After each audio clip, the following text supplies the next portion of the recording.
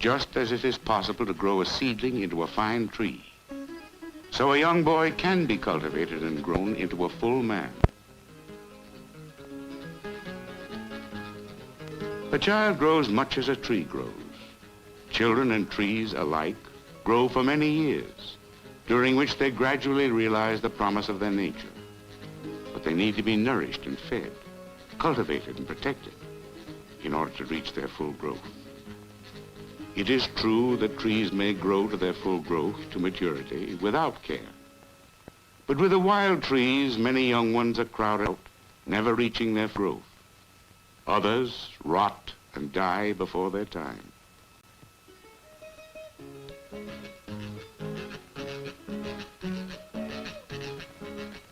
And so it is with children.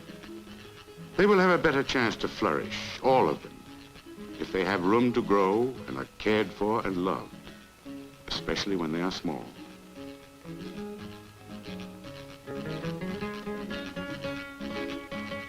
Like a tree, a small child needs a friendly, congenial climate.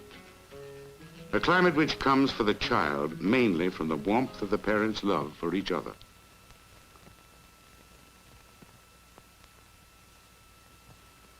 But even the older children flourish in such a climate. A child needs deep roots, firmly planted in a strong feeling of family.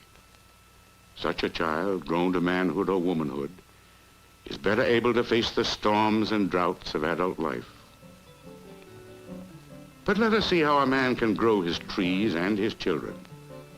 What a man and his wife can do and be to help their children or their trees best fulfill their own nature.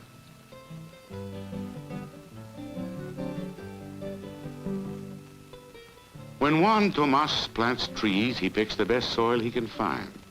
A man and his wife are themselves the earth from which their children grow. But this earth is made up of more than just the bodies of the parents. There are other things in it, difficult to see, with which we nourish our children. There is an inner strength and dignity and gentleness that can flow out from a woman who is happy and content with her husband.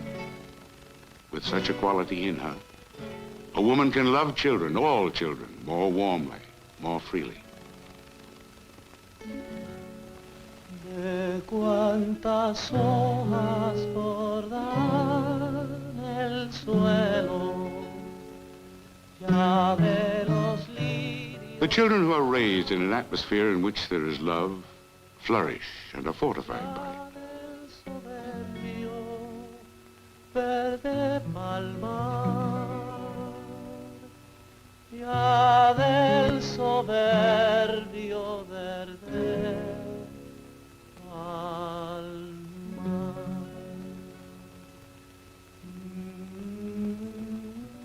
There is the respect that a man may have for himself. This too can fortify those around him. For when a man truly respects himself, when he feels deep inside without having to think about it, I am what I am, no better and no worse, and I find it good. Such a man sees the true value in each person around him and accepts it as good.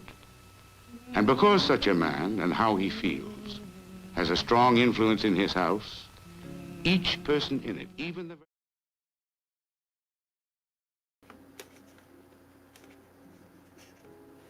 Charis Euphranor stands trial for the crime of being mean to his viewers. Will he repent and turn a new leaf? Will he finally offer the basic niceties to his audience, such as by greeting them one by name and individually recognizing them as people or whatever? Amidst the terribly treated, Euphranoia stands a voice that's ready to fight for them. Justice personified. A new crimson hope. Hello, everyone. And I think you are probably more excited about this than I am. Please welcome your new lawyer, perhaps, or maybe at least your new prosecutor, or maybe at least just justice itself.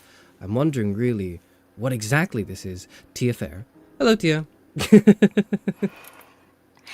I see a guilty verdict already in chat. Already? We just started. I haven't said anything. I haven't done anything yet. Frankly, I haven't done anything at all. I don't know why. I don't even know why we're here, really. Hello, everyone. Okay, you know what I am guilty of really quickly before we begin is, stream was delayed a bit, so I do have to sort of drop the pretense a bit and say, like, sorry, guys. We're a bit late because, complications in health. Here's to that, I suppose. But, Tia, are you doing okay? I can't actually blame you for that one. I'm not feeling at my best myself today. I think I ate something bad earlier. It feels almost as though someone poisoned my food. Oh dear. I mean, it would. Yeah. Who would do that? That would be so awful and like unethical, wouldn't it? Yeah. It's crazy how anyone would even do that. Nobody would do that. You couldn't do that. One could not do that because it would be illegal and you wouldn't. Anyways, we're on trial today. Yeah, it's okay. We're here now, and that's what matters. This is the start. This is the prelude, the precursor to what is probably going to be the greatest stream you'll ever watch in your life. Anyways. Your Honor, give all of Tia's paid to Charis. We haven't started yet. We're on our introductions. Stop putting guilty verdicts in my chat right now. I was thinking? I was literally about to remove chat presence because I was like, I don't think we need you guys. I think this is just going to be a nuisance. And then Tia was like, you can't do that. That would you shouldn't be so tyrannical and remove your chat just because you don't like them. And I thought, well, okay, I'm gonna give them one chance, and if this doesn't work out, I'm going back to like silencing everyone by force if necessary. I'm gonna silence you by force if you do that. oh shit, it has begun. Anyways. What are we here for, Tia? Do you mind? Maybe actually, I completely forgot to introduce each other and perhaps myself. I'm Charis Euphranor. You probably know. I am the first and last philosopher VTuber, the last librarian of Alexandria, and today with me, perhaps on the opposite stand, is... Who is this? Me? I am Tia Faire, idol philosopher and justice incarnate. 正義の化身であり、アイドル哲学者 Tia Faire です。Today is my first collab with fellow philosopher VTuber and my senpai, Charis Euphranor. 今日は初めてのコラボと哲学者 VTuber と先輩 Charis Euphranor. And in case you're wondering what the difference is between an idol philosopher and a regular philosopher, it's something like this. 生まれたてのドキドキを一匹かせよう最高の時間最高の仲間ときらめきになって Alright, okay. Alright. I see that we've come straight into the why you're inadequate as a philosopher VTuber. Absolute murder shot that's been taken at me. No one said anything like that. All right. Okay. Well, no, all jokes aside, that was wonderful. Thank you. I hope that was adequate. I didn't really understand the Japanese bits because unfortunately I do not speak the language. Is that something that's worth translating, you think, or should we leave it? I just said the Japanese version of what I said in English. Okay. That's all. Did you sneak in like an attack there as well? Or? In case there are any stealth Charis fans in chat, I'm just trying to think of them. Stealth Japanese Charis fans in chat. You never know. That's true. I think I've actually, on the topic, I wish I knew Japanese because I have, as a VTuber, it is a bit, it lends itself well to being a VTuber, but also because there have been times where people have come into my stream with Japanese and I just kind of nod my head and go, yeah, okay, cool. That's awesome, man. And then someone has to translate for me. And it feels so bad because it sounds like I'm being dismissive, but I actually just don't know. Well, I'm sure Hannah would be perfectly willing to teach you if only you were a little nicer to her. Oh God, no, no, no! I'm not being nice to my viewers. No. Why not? Oh dear. Well, but anyway, before we start, I did want to say, thank you so much, Charis Senpai, for having me here at the Library of Alexandria. And I understand that I am not the first philosopher VTuber to be here, and that Axion has been here before me. And for those of you at home, here's a fun fact.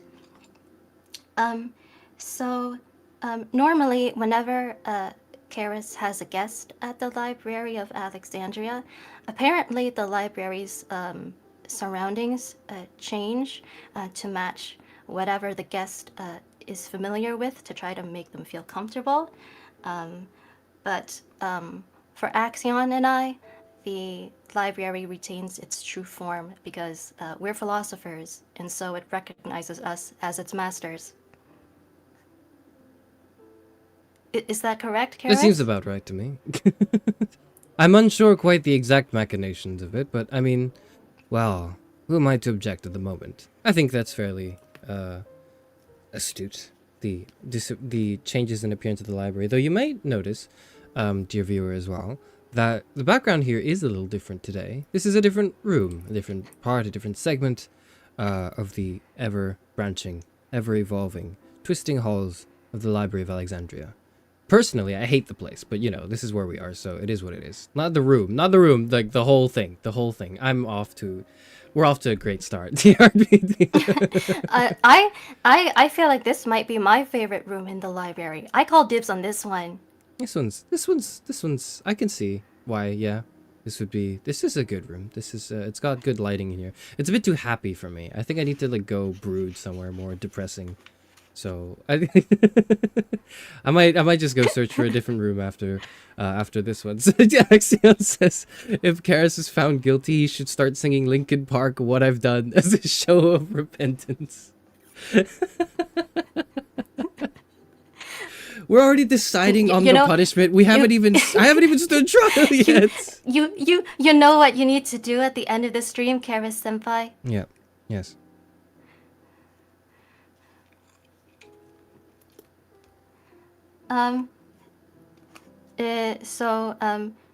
Should we talk about how we met? Because not everyone may know that. Okay, we can do that. Would you like to start, or? Well, like I just mentioned, Axe is a philosopher VTuber who appeared on this channel before.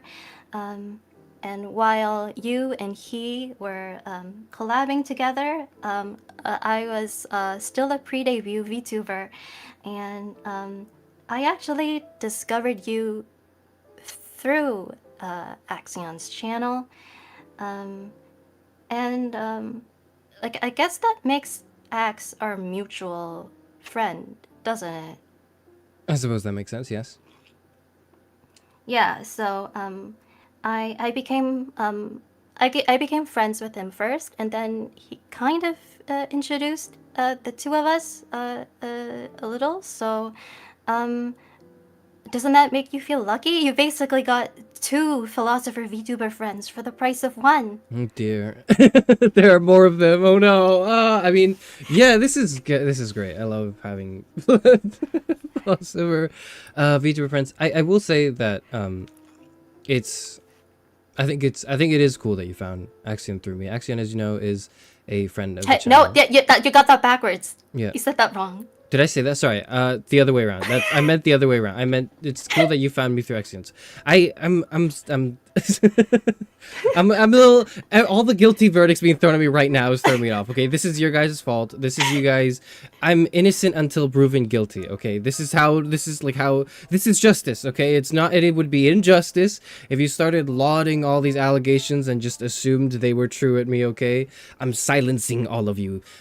So. Because of that, I think what would be fair maybe to evaluate these individual points of Individual points of what? Individual allegations one by one, and perhaps it could be guided by someone who's probably more articulate and eloquent than you lot, chat, with Tia Faire being here as the representative, perhaps, for these certain views and voices that might have stirred about in the recent wake of me existing and speaking my mind, I suppose.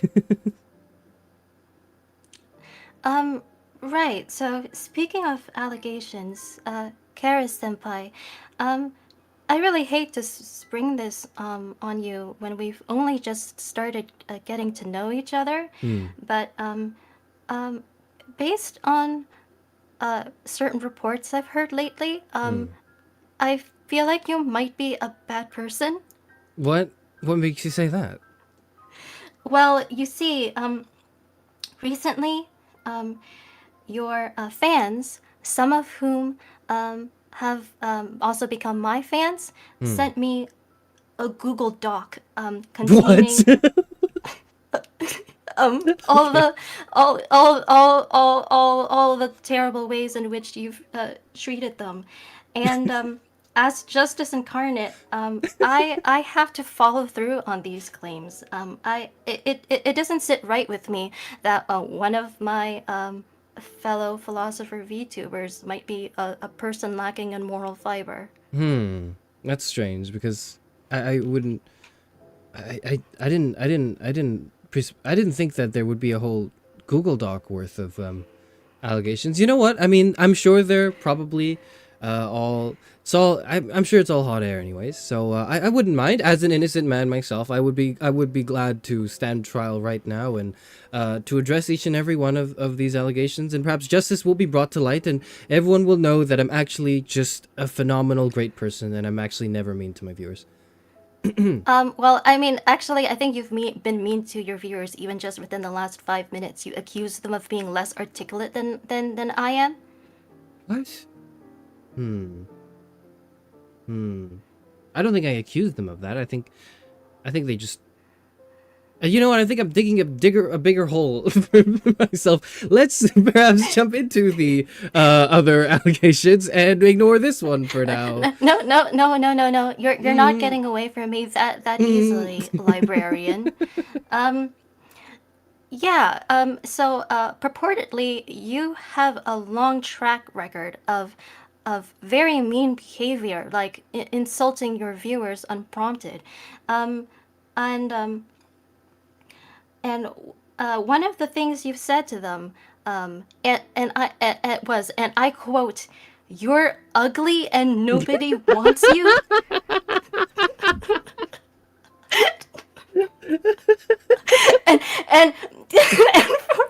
and for anyone who is tuning in today from Tia Faire channel and you have no prior exposure to Charis Euphranor, this is real. I am not making any of this up.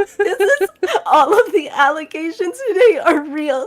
There's literally audio of him saying this on stream, word for word. Well, I mean, I'm sure, I'm sure that was probably just, greatly out of context. I'm sure what was meant by that was, if some horrible person were to, say you're ugly, and what was the other bit of the thing? And nobody wants you. And nobody wants you. I'm sure what I said was, if someone said you're ugly, nobody wants you. I'm sure, I would have probably, positing a moral point against that. I was probably, trying to advocate for people who would have been negatively affected by this. I don't think I'd be this rude and mean to my viewers. I don't think I would say that. Yeah. Charis, you called Hannah ugly again last night. Wait, what? What? I wasn't even. I was streaming last night. I was streaming yesterday. Did I say that? I didn't say that. Hold on. I'm trying to dig into my mind. In my power wash stream. Guys, chat. Did Charis say that? I don't think I did. And if I did, look, I didn't look. I didn't do it. And two, if I did do it, then it wasn't then I'm sure I didn't do it intentionally. And if I did do it intentionally, then it wasn't a big deal. And if it was a big deal, then it probably wasn't my fault to begin with. So actually, you know, I'm sure it was... bro, this is literally the abuser's prayer. Yeah. Okay, no, I think I vaguely recall saying that the first time, but the second time yesterday, did I say that again yesterday? I don't remember saying that again yesterday. I wouldn't be surprised if I did. Okay, well, I guess that's in that. See, guys, look, it comes off so it comes so naturally to him that he doesn't even remember anymore. For you, it was the worst moment of your life. For him, it was Friday. He has said it multiple times. Have I? I've said it like once, but like I said it once because it was really, in my defense, Your Honor, it was really funny when I said it. So you admit it. It was because it was really funny. It was because it was really funny. We were, I forgot what the context of it was entirely, but I think the discussion was on, I think it was in response to someone, saying, what was it? Someone was saying, sex is great. We should, like, people should have sex more. And then I said, yeah, but you can't do that if you're ugly and nobody wants you. I think is what I said. No, Charis. There's no context in the world that makes that kind of thing funny, especially not when it comes to your own loyal viewers. How could you? Well, well, you know, she's not here to defend herself, so we're fine. We can move on to the next. No. I mean, and when it comes to Hannah specifically, yeah, Hannah's really cute. So you're not only mean, you're also a liar. Okay. Spreading disinformation. That would be terrible. About people. That would be awful. Okay. What do you mean would be? That would. I'm sorry. I'm just actually recalling now that I did say those words, and I'm trying my best to like defend myself. But that's actually awful. That's actually so bad. Okay, I am glad we're on the same page. I'm sure that was, but okay. Well, you know what? That's and there's video proof, so I'm not gonna delve into this any further. I think you might be right. I think I do perhaps owe an apology in that regard.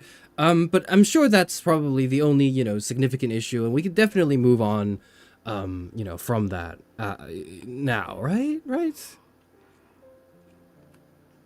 Well, I mean, what about how, in general, you just, you know, you take your viewers for granted? I don't see you thanking them for showing up to your streams on such a committed basis. You always act like it wouldn't make no difference to you even if they weren't there, huh? What do you think about thanking and complimenting them more often for their devotion to you? Well,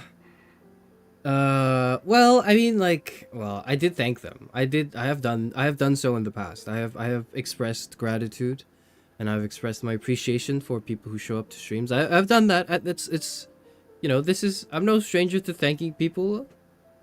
Okay, then say one nice thing about them right now. They have good taste in VTubers. I'm sure they do. They've got excellent taste in philosophy VTubers. They've got excellent. That's not what I had in mind, Charis. No, does that not work? I'm complimenting their, like, you know, their choice of their choice and how they choose to spend their leisure time. Okay, here. I'll show you how it's done. Okay? Let's give this a try. Teradito, I really admire your commitment to showing up to Axions and my streams. Hannah, you and I are always twinning. We have so much in common, except, I guess, our taste in men. You're like a cool big sister to everyone, including me. Zero, you're the most gender ambiguous person I know, and I find that really cool. Your hearty laugh and your curiosity cheer me up, and I'm sure the same goes for everyone. Ari, I love hearing your insightful questions and comments, especially during my streams. Estella, thank you so much for sharing your experiences with PTSD. They're an inspiration to me, and I'm sure to many others as well. Maybe has a sharp wit, always has the perfect singer for every situation. Grace, your fan art of Charis and I is so thoughtful, and I think you have a bright future as an artist ahead of you. I love how spirited Odara is. She's kind of like a Greek orator who's been chronologically transposed to modern times.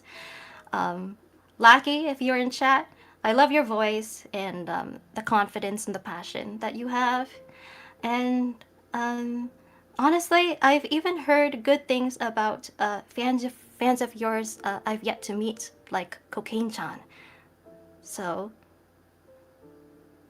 what do you think of that? That's Chairman? crazy. What? I mean, yeah, like, definitely. Yep. I stand by that message too. This is Charis Euphranor approved, of course. Yep. You guys are great. You can't just steal my work. Wait, what do you mean? I'm not stealing. I'm just putting my name on it too. That's No, that's called stealing. You just come up with your own. Well, I mean, I wouldn't be able. You know what? I would do that, but I wouldn't be able to come up with as fitting a compliment as you have just provided. So why bother if the best has been done? I think we're good. I think they're good here. I think they'll be able to manage. They'll be fine. I think they've already received the wise and wonderful words from you. Okay, you're not even gonna like bother trying to argue that they shouldn't be thanked. I mean, okay. I mean, I think they should be thanked. I think my viewers should be thanked. It's just, I think I just don't think I should be the one to do it. Because if I did that, then it would sound, it would sound weird. And, also like, they already know. Look, if they already know what I would compliment them on anyways, so it wouldn't even like this is information they have about themselves, I'm sure. Yeah. No, I don't think that you don't know that they know. You can never really be too sure because, I mean, for me, I try to thank the people I love all the time because I feel like that's the fair thing to do in exchange for all that they do for me. And one of my worst fears is that if someone I cared about, died, if something happened to them before I got to tell them how much they meant to me, I could never forgive myself for that. And that's why that's why I do it. I don't know. I feel like it'd be weird to compliment people and say like nice things to them. It's weird to compliment people in case they die and never get to hear it. What's weird about that? Well, I mean, it's like it comes off. I guess okay. So now I kind of actually want to like break character a bit and like kind of get into more nuanced discussion of it. But I do actually want to hear what your views are on this, Tia. That I think, and I've actually expressed this to chat a while ago. This was many months ago, I think, when I first expressed this. But I thought one of the reasons why I'm not very good at like complimenting or being thankful or just sort of like showing any sort of positivity is because I fear two things. I fear that either it comes off as actually those two things really are one thing, right? I fear that it would come off as disingenuous, and what I mean is a lot of times, and I'm familiar with the environment of it all, where men will like compliment other people, especially like women in like a sort of heteronormative like world that we live in, and have it all just be very surface level unattentive compliments on usually the person's like outward appearance that tend to not actually be flattering and instead are like, you know, in some cases even insulting or disrespectful. And like, while I know that I probably wouldn't, you know, I wouldn't come off that way, I would hope, it's still like a fear I have, actually, like where I feel like if I'm too nice, people are gonna be like, something's wrong here, this isn't genuine, this guy wants something from me, and now I'm worried about it. And I think actually in conveying, I think part of myself, I think, is convinced that it's easier to convey my genuine, authentic emotions by just being like abrasive and and only complimenting my viewers like once a year, like when they deserve it, and then like at every other time just to be mean to them. But then they know that it's just because, you know, if I do it too much, it's it'll come across as inauthentic. What do you think? My guy, that sounds kind of like an excuse not to put in any effort.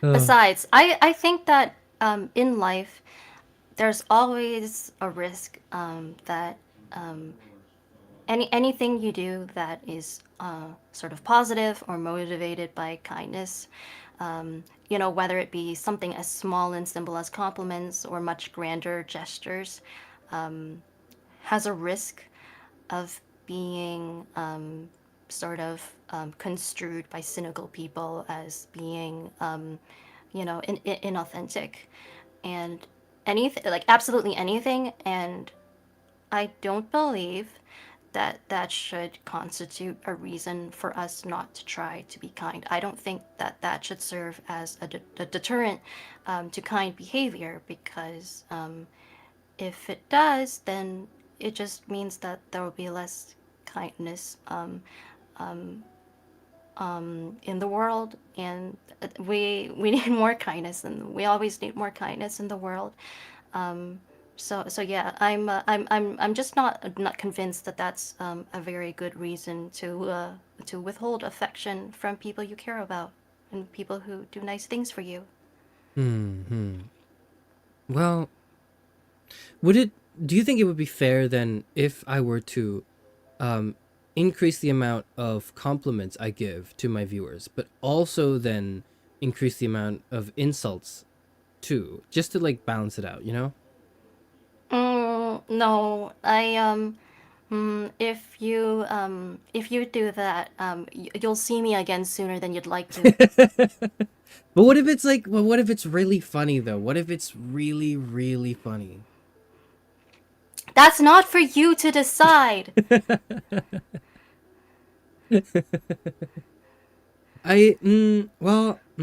Yeah.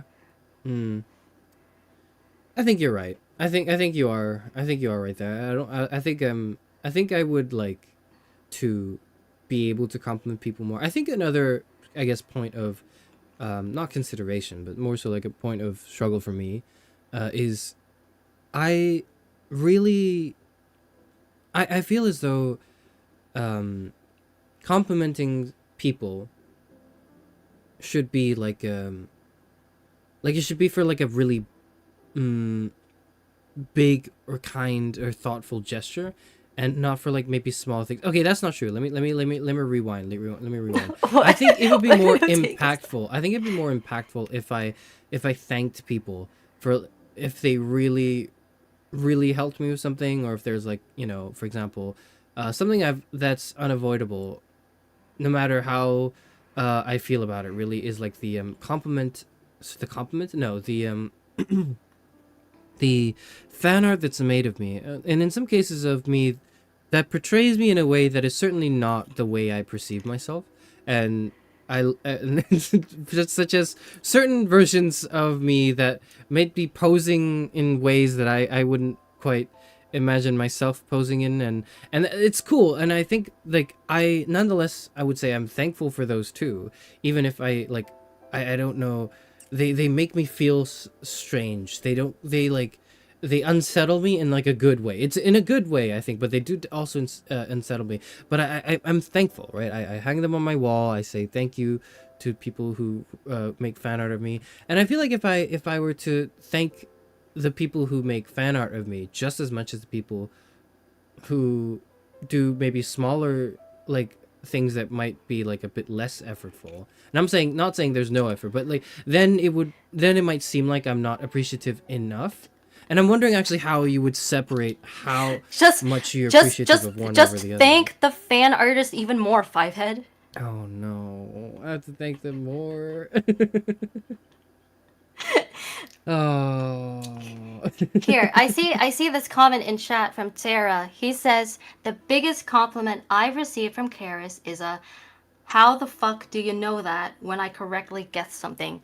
Is that really it? You know, I sang Tara, Catch You, Catch Me, and he's been my fan for only like a month, and he's been your fan for like what, like 18 months. What have you done for him? Well, I did, like, you know, I did shout Tara out in my anniversary streams where I was like, there's like, in among my regular viewership now, there's one person who's stuck it out the longest, and it's Tara.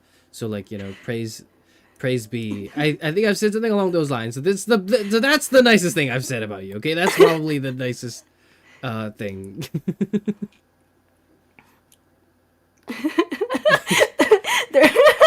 They're saying he doesn't put the fan art in the background anymore. No, I do. It's just like it's just for this stream. It didn't really fit. I do. It's there. I don't put some. There's like some fan art that I don't put there. Oh my god, I have to put all the fan art like there, even the like the promiscuous ones. I think we can. Hairday says when people like someone, they draw them looking good. Deal with it. Oh no. No, I look even worse now. He hates art. Okay, we'll do that. We'll fix that. We will put the wheel back, or you know, we'll update the wheel and make sure we don't miss anything. It'll be fine. It's just for today's stream it didn't quite. We couldn't quite move all the art from that room to this one, you know. So it's funny that you mentioned the art and not liking it, because from what I can tell, a lot of the art depicts you in a rather gender non-conforming way, and I've also heard allegations that you might be homophobic. Wait, before we get into that, I must say, Axiana has come to my rescue. Axiana said, since Charis really seems to need an advocate right now, I'll just say he's always been nice to me. See, so I am nice to people. Not big. Stop dodging the question. Yeah, I asked you a question, Librarian. I'm waiting for the answer. What was the question? You're homophobic. What? Are you?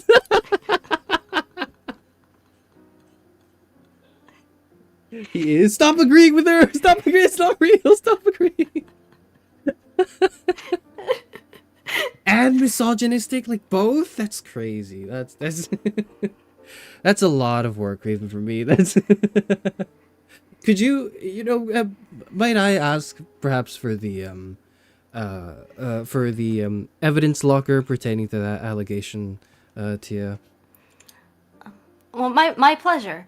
So, as I understand it, last June you hosted a Pride stream. I did. Is that correct? Yes, okay. That's true. Okay, yes, you did host a Pride stream, and you were, let's see here, and in addition, your fan base is predominantly queer. Is that also correct? I think so, yeah. From what I understand and from the information they tend to overshare, that seems to be correct, yeah. All right. I'll let that one slip by for now. And you were late to this stream, like really late, like 45 minutes late. Does really? That not strike? I mean, does that not strike you as a targeted act of homophobia? Wait, I actually don't remember. This was this 2025? Yeah, this is 2025. Oh my god, yeah, no, was I? What was I doing? You don't see, you don't even remember what you did for the Pride stream. That's definitely homophobic. Okay, why? I remember the stream content. I think the title of the stream was like, I'm not gay, but, and then the thumbnail was like $20 is $20, and I kind of like talked about like queer the contemporary like queer atmosphere, as opposed to like, I think in compared to previous years, how the socio-political situation has become more tense, and how it was no longer the cool thing for companies to engage in rainbow capitalism, or at least it wasn't the coolest thing ever. And I thought it was like an interesting development from the previous years. Okay, but Yeah. that's not even that profound. Like, anyone could have said that. Like, you barely contributed anything original in your supposed Pride stream. Like, all you basically did was like you played like Abigail Thorne on stream. That's like, true. But by the She's way, great. Abigail being one of my favorite flesh tubers, and yeah, you basically just appropriated her stuff. that was the substance of your video. I'm actually like going back to it because I'm trying to like refresh myself. Like, I somebody disliked it. Somebody didn't like it. Somebody did not like what I had to say. I'm sure that person was homophobic though, because I I actually, okay, like I do I'm trying to recall what I talked about in that stream. Other than that, I did play a chunk of philosophy tube, and kind of went like, this is cool, we should think about this. You ranted about rainbow capitalism for like an hour, Yeah. and then you played the video, and then you started talking about making a not safe for work Discord channel. What? What? Did I say that? Did I say that? Is that what I said? I gotta go back and like. No. edit You it. can't get away from me, librarian. Uh-oh. Uh, The receipts are out there. Now you must respond. Somebody asked, didn't you switch the background from a pride flag to flame background when you talked about gay orange juice? I did talk about gay orange juice. I remember this was like, I briefly mentioned this in that stream as well, but I just kind of went like, I was really interested in trying out the gay orange juice at the supermarket, and I ended up not doing so, but it wasn't because I was homophobic. So maybe that's where the allegations come from. Maybe that one time I recounted the tale of how I didn't try the orange juice that was, dedicated to like donating a portion of his proceedings to like LGBTQ support foundations. Like, I didn't choose not to drink that orange juice. It's just I really wanted to drink my usual orange juice, and like, but then that one wasn't quite, the proceedings were just going to its usual source. So maybe that's the source of the homophobia allegations. So you didn't drink the gay orange juice because you're homophobic.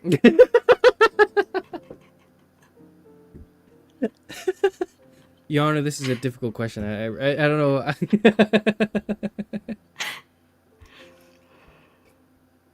Maybe he said he discovered a way to make Pride Month about a straight man.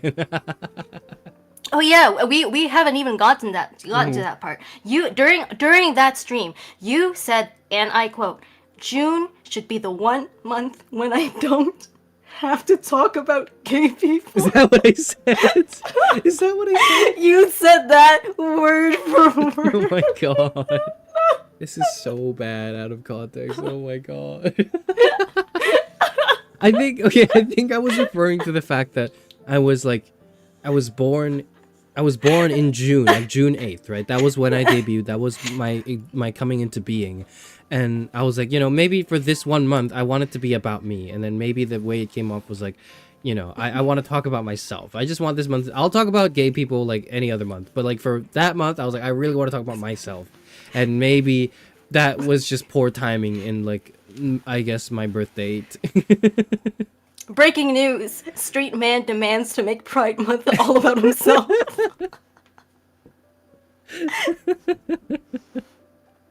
Oh. You're supposed to drink the overpriced Pride orange juice. No, man. If I wanted to, like, if I wanted to donate, I would do that. If I wanted to donate to like to that, I would hand like my friend. I would slip them like a 20, and then I'd be like, "Hey, happy Pride Month. Go enjoy like." So have you Balatro have on you done that, Steam." Charis? Yes, I've bought some friends' games, and they happen to be queer as well. And I've done something. I've done something to that sort. That's I've done that.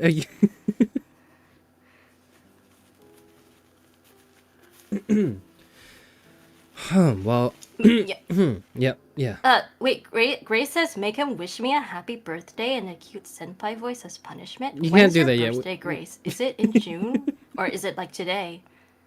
But speaking of birthdays, did you know that today is Taylor Swift's birthday? So instead of doing this, I literally could have been watching her new documentary that just came out, but I'm here instead. Well, I'm sure your time will be well compensated by the I don't know how, but at some point I suppose it will be probably by the government. I don't know. I think I like Taylor Swift. I'll name you I did a Taylor Swift song for February this year. I did a karaoke stream and I sang Taylor Swift. I wasn't very good at it. I sang Blank Space. That's what I did.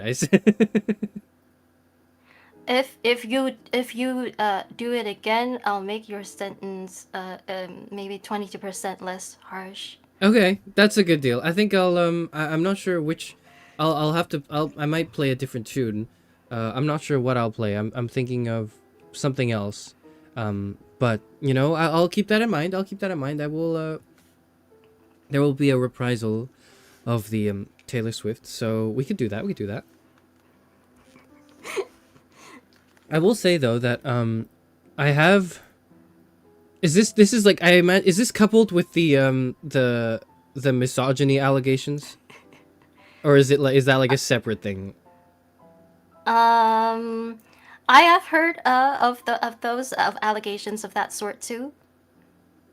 So I've been like, I've been relentlessly attacked for that too, and I will say that I've read feminist literature on stream, so that makes me immune to all criticism actually. But I have not. But in fairness, I have yet to read queer literature or literature that's explicitly very like queer themed. I've read literature that's like kind of discussed maybe to certain extents or maybe like mentioned intersectionality, but not much that's really like nothing that's really like dove into the sphere there. I think like what's on my radar is a bit of Judith Butler, and I think I promised to read that on like during Pride Month, but then I mentioned thinking about it, and then I said, yeah, but it's also my birthday, so I'm gonna do my birthday month stuff instead. Which is homophobia. Well, I mean, look, I just haven't had time to. I'm a busy guy. I haven't had time to read queer literature. Have you have maybe you could maybe enlighten me on where I could start? What would the just if I were to start somewhere in queer literature, what would you have you read much about this as well? Maybe you could help me out here. Well, you see, I mean, I've read Whipping Girl by Julia. I can't remember her last name. Yeah. That's all. Okay. So we're on equal. Oh no, Tara said we're on equal footing. I was about to say, and then Tara said he spent 5 hours talking about Loki and Shogun and 2 hours naming feminist writers.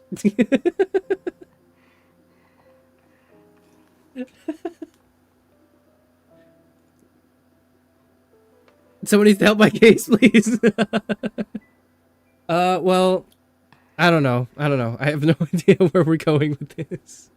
I'm just, yeah. I don't think it's was- that bad, right? Yep. It was Whipping Girl by Julia Serrano. Yeah, that's right. Have you Okay. read that, Karis? No. What Why is not? that? Is it because you're homophobic or transphobic in this case? I see you're learning quickly to represent all the voices in chat. All the voices indeed. Julia Serrano, 2007. Okay, I'll get to it. Thank you for the recommendation. I'll get to it. I'll get to it in due course. In due course, yes.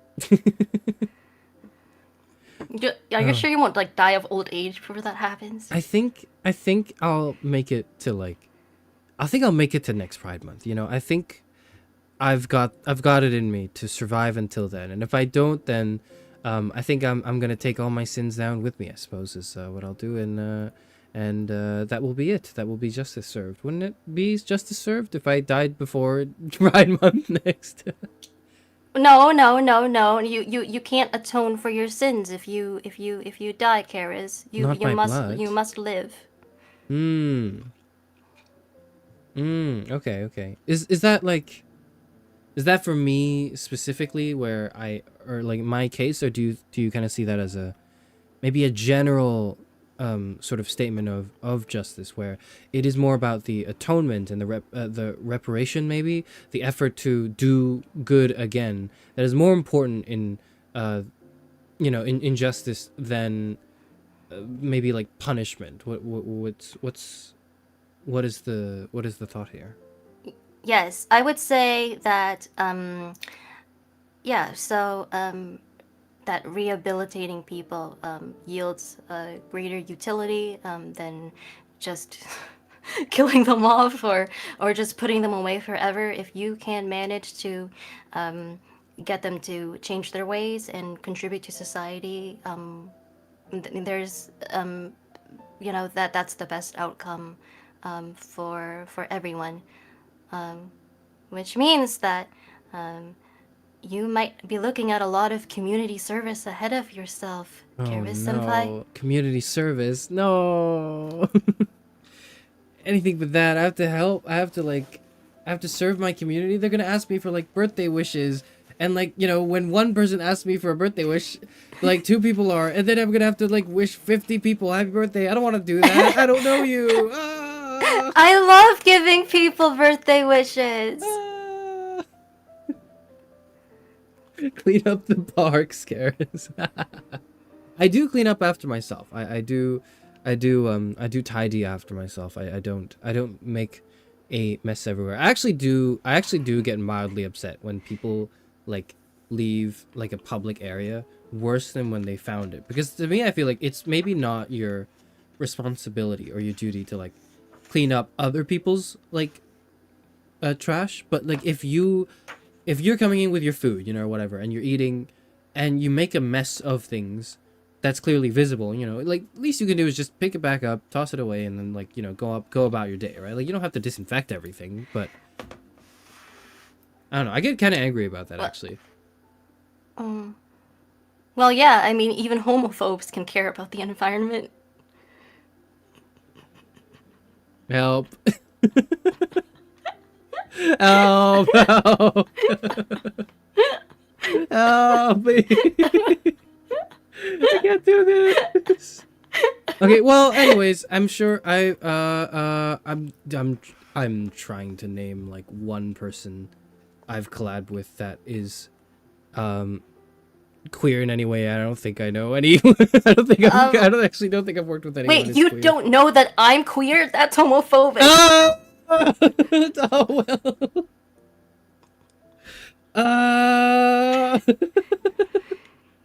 Oh well. Excuse me?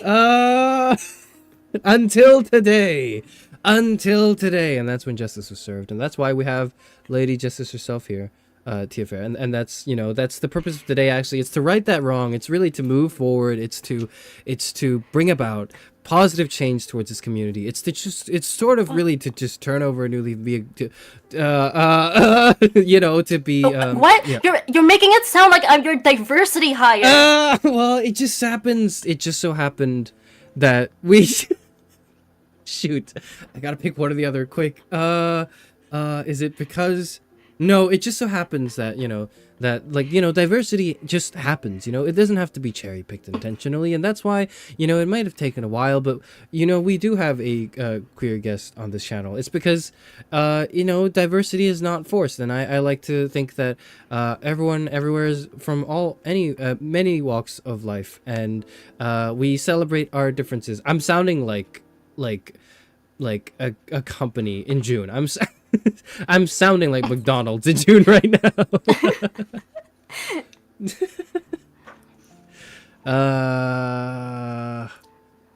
Yeah. Yep.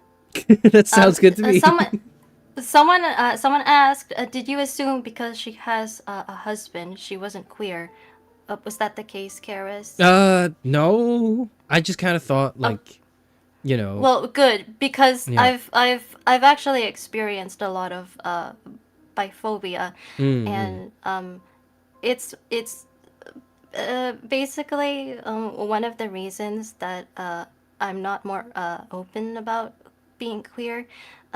Actually, based on the way that your fans like to describe you, Karis, Yeah. it got me thinking about sort of the contrast between us, where it seems as though you're a straight man who seems queer, and like I'm an actual queer person who seems straight. That is an interesting point of thought. I think have I mentioned this? No, let me think. Yeah, I think I've mentioned this on stream probably at some point in the past, but I've not really mentioned it too much because I didn't want it to be I didn't want it to be like a thing that people remember me for, because it's a very small part of my life. But I think at some point, excuse me, I have to cough in between my answers. At some point in my life, I think, bi-curious for a while, and I think being bi-curious had actually delving into a bit more nuance here.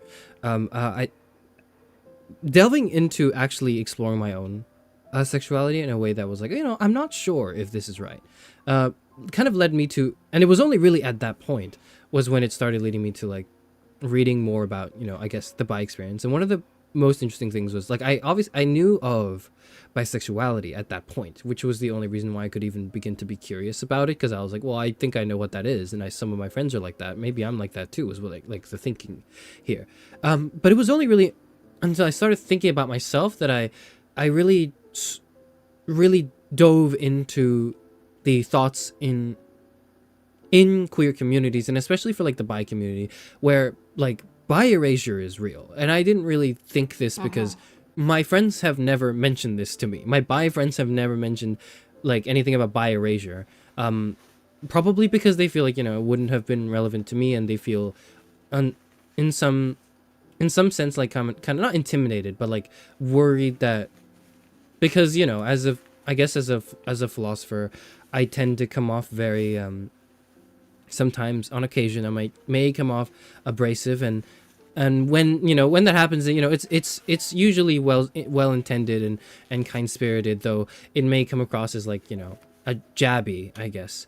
And some of my friends who are more sensitive to this stuff and who are more vulnerable, who felt more vulnerable, were hesitant to bring up the more vulnerable things in their lives to me. And I didn't really know that until I brought it up to them. I was like, hey, can you tell me about biphobia? Can you tell me about biphobia in the queer community? Because that's not something I've ever actually thought about. I figured that, there were some straight people out there that hate bi people. I kind of figured that much, but I didn't think even within the queer community that it was something that was a point of difficulty, I guess.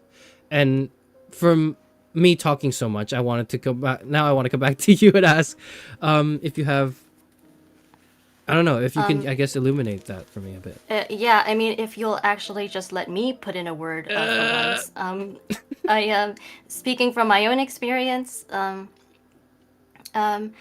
I've talked about this with a number of people. I've mentioned it to Axion. I might have mentioned it in passing to you before, but I was once kind of slandered and kicked out of a group of friends that I had, and it was a very career coded and politically leftist group of friends, where pretty much everyone there was at least either trans or you know, non-heterosexual, and I, being a bisexual cisgender woman, was probably the straightest person there, if anything. And I I never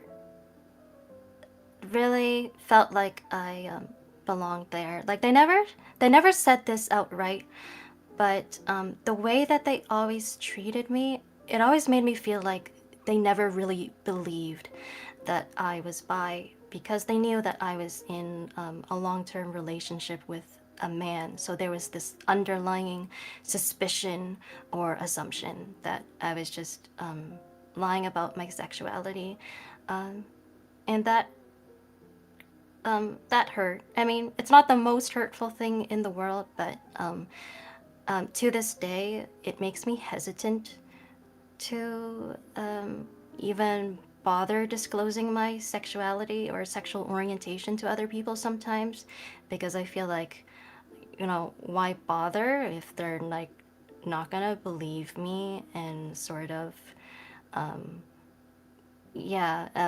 So because of that, I it's it's rare that I sort of act in an openly sapphic way. Usually, I'm a lot more comfortable expressing my attraction to men because of that. I do have to like drop the I do have to drop the abrasive pretense and say like that really sucks. Like I can't imagine kind of going through that scenario. I've probably tried to imagine it during my brief bi-curious phase, and I think like I had a point. I actually just did, like, the more I read about it, the more I thought, you know what, if it turns out that I am bi, I'm just gonna pretend like I'm not, because I don't want to bother with all the biphobia. Like, fuck that. I don't want to deal with that. That's horrible. Like, you know, these people sound so mean and like rude and exclusive, and like I couldn't, you know, I don't want that on my. So thankfully I'm not into men. Like otherwise I'd have like a huge, I suppose I'd have that problem on my hands too. So I guess I'm grateful that that's not me. But no, like that sucks. That's so horrible. I think I hope that, and I imagine that the Euphranoia have been queer enough and open enough that's not an issue in like my community, I guess. And I think you would probably be inclined to agree, considering that you're standing up for them today. But that is one thing that I'm really like thankful for, is like, you know, this doesn't happen here, so to speak. Odara says that's why I say that there is no LGBTQ plus community. I think that's really real, and not and I not to make anyone throw a pity party for me or anything, but I also another reason that I'm not more openly sapphic, and I've how do I say this? Even if I okay, even if I weren't in a long-term relationship with a man, I think it would still be really hard for me to get close to women, because I had a lot of bad experiences with women growing up as a child abuse survivor. So yeah, I've heard I've heard reports that you're scared of women, Charis Senpai, and I just wanted to offer you my sympathy and say that I am also scared of women, and so you're not alone. You and I can be maidenless together.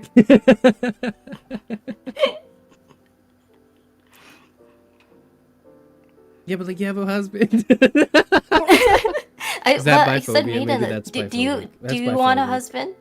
No, I wish I did. I wish I wanted, because if I wanted a husband, if I were into men, I feel like it'd be so much easier, because I'm like, no, okay, hold on. I gotta backpedal on this. Wait, hold on. I never said that I was afraid of women, actually. That's not true.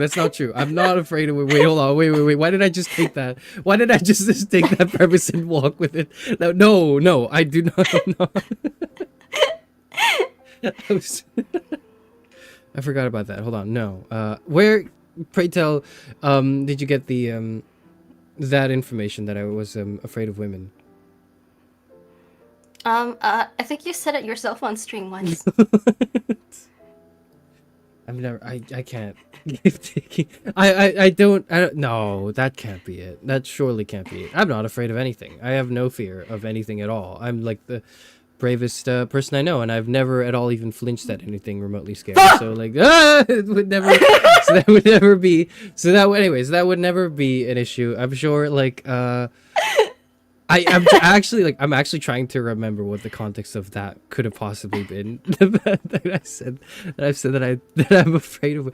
I think what I said was like I'm afraid, or no. I'm thinking what I said is I'm afraid of like competent and also like beautiful like people, and I said like women's in particular, right? Because it's just like I think I'm like more sensitive to like feminine beauty than like masculine beauty as someone who's like into women, I guess. And like, but then like it's always struck me as like weird if someone is kind and intelligent and also like absolutely like stunning, because I'm like, well, you can't have all that. Like something's wrong. Something there is it has to be mistaken. Like there's no way you got all of that and then I got this. Like that can't be true, right? And then like that I guess leads me to the not the fear but like the suspicion, the like, you know, something's up with this person. I just know it. I just can't prove it though. Someone says, no wonder he's doing so bad right now.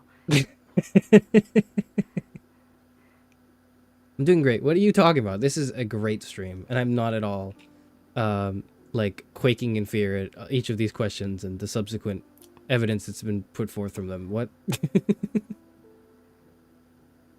He's scared of women succeeding. No.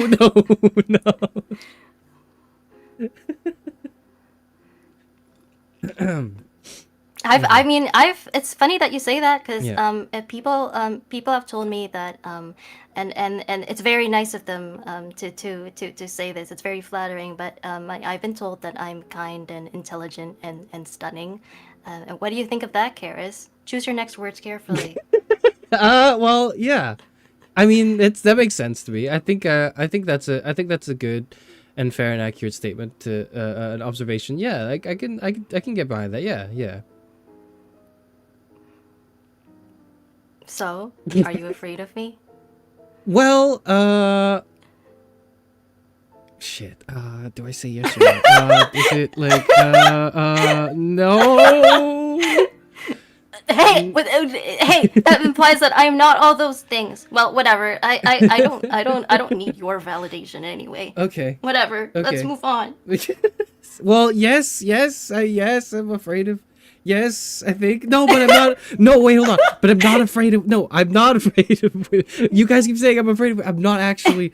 I'm not afraid of women. Why do you keep saying that? It's not true. I'm not afraid of you, but it's not because you are not any of those things. It's because I am not. Because I'm not a woman. It's because I'm not afraid of women. Because that's not real. That's something somebody made up. I've never said that. That's not true. Somebody made that up, I'm sure. And if I did say it, it was probably some context to it that, you know, might help, I think. Please.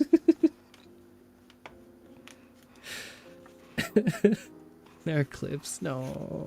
All right. Yeah. So speaking of praise and validation, I hear Charis senpai that you can be quite the narcissist at times. Well, it's hard not to be when you're this amazing and perfect, but yeah, I suppose. Excuse me? What did you just say?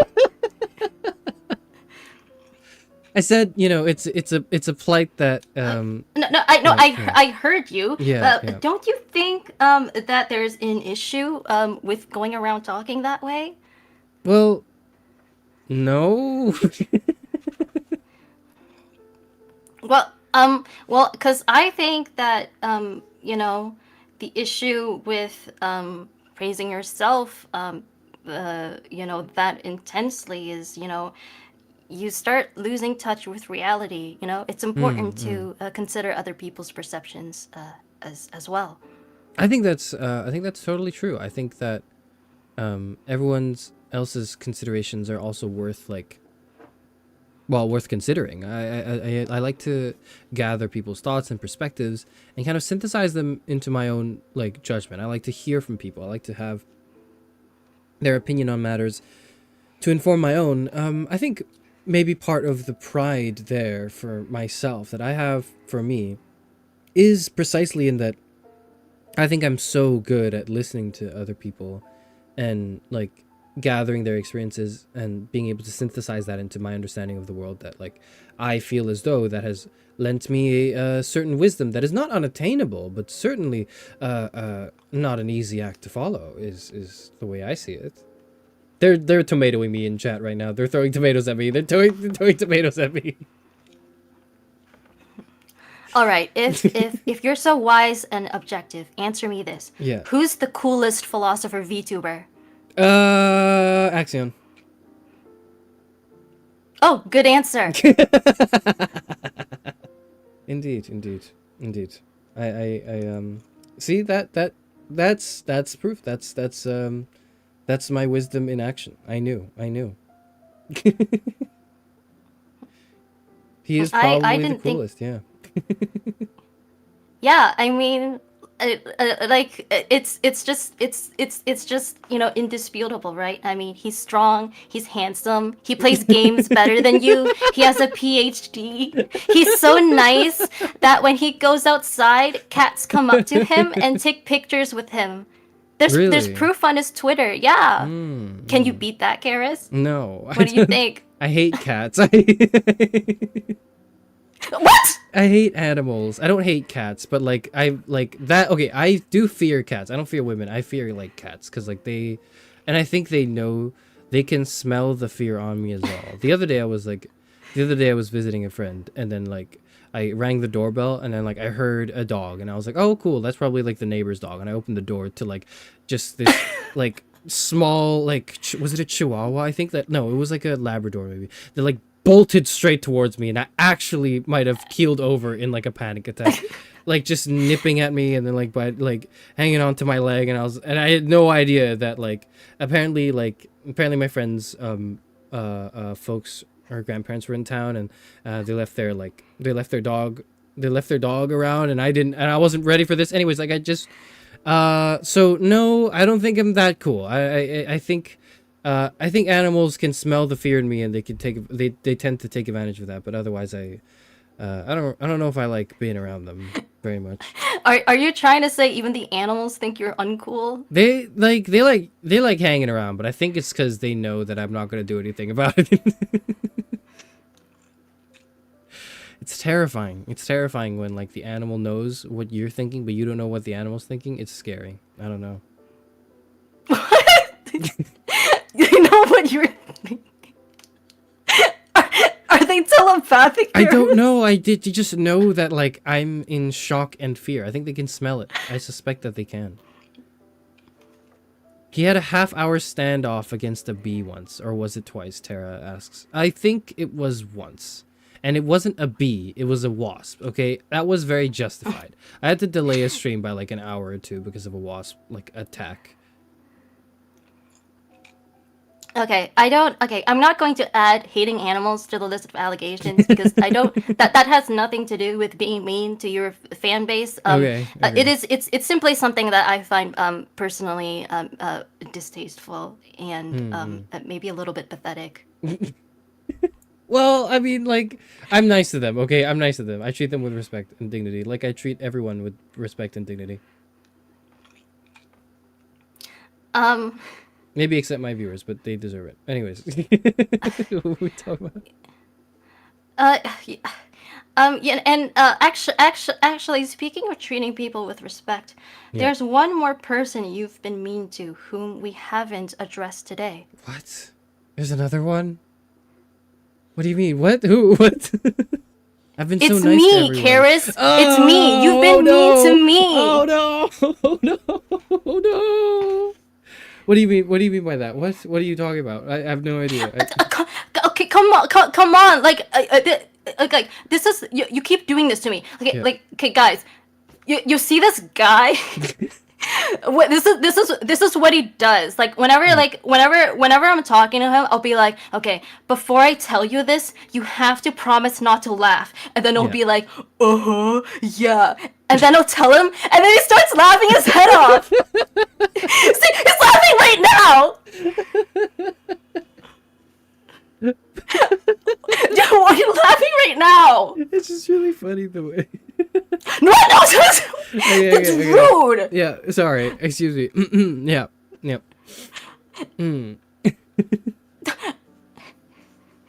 And you laughed at me for losing to Axe in Smash. Why are you laughing? That's so mean. But it was really funny. But dude, it's not that you could have done any better.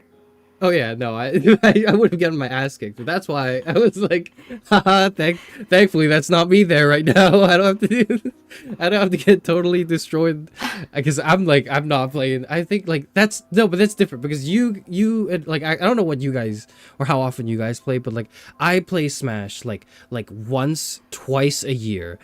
Like at a friend's place, we get super hammered. I get like a ton of drinks in me before it even starts to take effect. And then, you know, like we play Mario Kart before we play Smash, because I'm really good at Mario Kart, because I'm so good at drinking and driving at the same time. The drinking just does not affect me at all. What? And like I'll literally do like the Joy-Con, right? I will one hand the Joy-Con and then have the beer on my other hand, and it'll be like the easiest like race.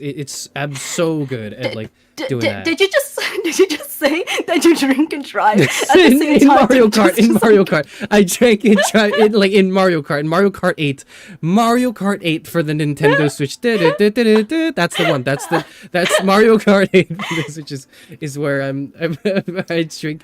Where I will drink, like, so there's a game called Mario Kart, and the way you play it is you drink a beer and then you drive, and you can't drink and drive at the same time, but you have to like finish a beer before you like finish a race. And like I was just like, the thing is, my friends, because I've got such a strong like alcohol tolerance, I'm so good at tanking it that like I can drive while drunk anyways, and it just totally works out for me. That was what I wanted to say. In Minecraft, anyways, like we play Smash like after that, so that's the state in which I engage in Super Smash Brothers. So like, you know, that couldn't be me, is what I'm trying to say. It couldn't be me. Why are you making this about yourself? we're talking about me. I can't believe this. Like, I swear, the only person you're not mean to is Axion. Well, yeah. Well, no, I'm not mean to you. And I swear, if you ever hurt Axion, I will break your legs. I haven't been mean to you. I laugh because I think you are super funny and entertaining and charming, Tia, and I think you will find great success in the future. And I think that collab stream was one of them. That's why I laugh. You know, it's because I deeply respect your comedic sense and timing. I'm not buying this. This is why I don't compliment people. It's like I will try to actually genuinely compliment, and then, you know, immediately it's gonna sound weird. It's gonna be like, that's not what you really mean. You're trying to like get at something. This is a setup to a punchline. But it's because you do it so rarely that you're out of practice, and then it sounds wrong.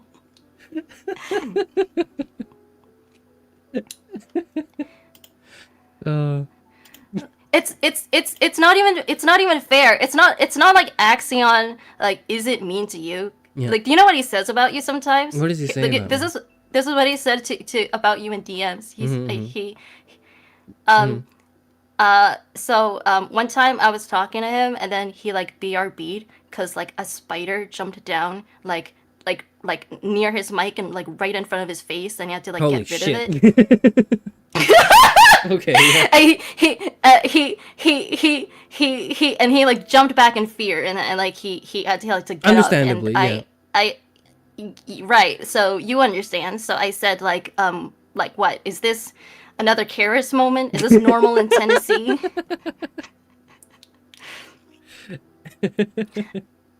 And then he said, "Thank God it didn't happen to Charis. He'd still be crying in a corner. LOL." Yes, it's true. It's true. I would. It's terrible. I don't take any offense to that. That's true. It's because like that. Thank God it didn't happen to me. I wouldn't be able to stream for like a week if like in the middle of that like a fucking spider jumped onto my onto my microphone. No, like the whole that video like that statistic, that myth of like how the average human swallows like 5 spiders away like a year, right? That's insane and not real, and I do not want that disproven. Okay, like or I do not want that proven at all. But that's no. So it's not mean because it's accurate. I honestly that's my attitude towards it. Yeah, I think like if it's accurate, it's not mean. That's why when I called someone ugly and Okay. You know what? I am disappointed. I expect you to take more accountability today, Charis Senpai. Yeah. Okay. Yep. Yep. Yep.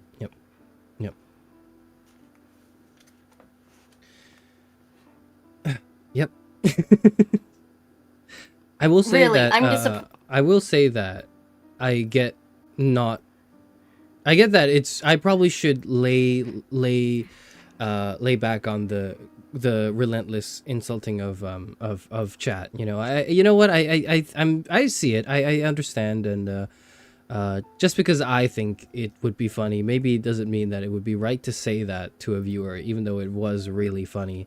I get it. I think I see it. Yeah. That's not good enough. I want you to say sorry to your viewers for calling them ugly and unwanted. Oh fuck. Do it. Yeah.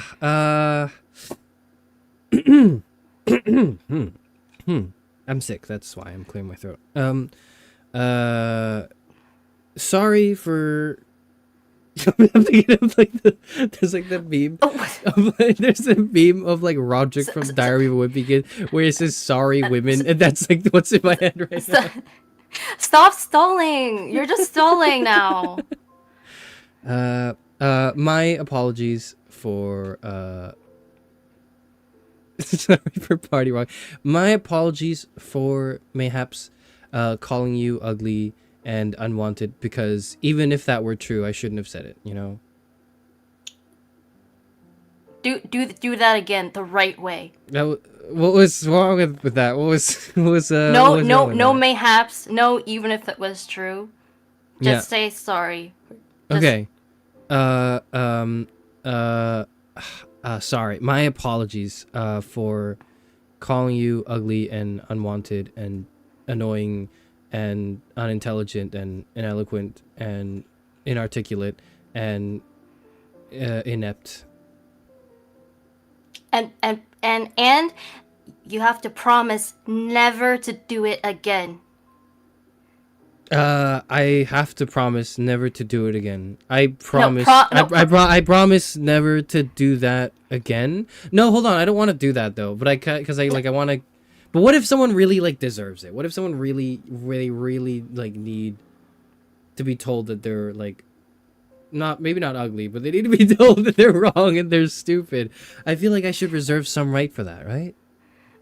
Okay, now you're just arguing semantics. You know what I mean. You shouldn't call your regular loyal viewers whom you know and trust that. So promise you'll never do it again. You know what? I suppose I must apologize, and I will try not to do that again. I think. I don't know, unless it's deserved. I guess maybe I'll reserve my right for that. And because from now on, Tia Faire is watching over them, and if Uncle Charis misbehaves, Axion and Tia will take custody of them. Yeah, you know, like Tia and Axion will be around. Yep, they will. Hey, this isn't a chance to abdicate responsibility. Is this really what you want? Well, I mean, I just think, you know, that that would be fine. They'll be okay. They'll be okay. My viewers are strong and dependable, and they wouldn't let my falsities get to them. And because if I insult them and it doesn't apply, if it doesn't apply to them, then they would be able to be wise enough to discern that it's not. And then if it does apply to them, they'll be wise enough to realize that maybe that's a change that should come from within, you know? So they're weak and dumb on one hand, and then yet they're also strong and smart when it suits you. Which is it?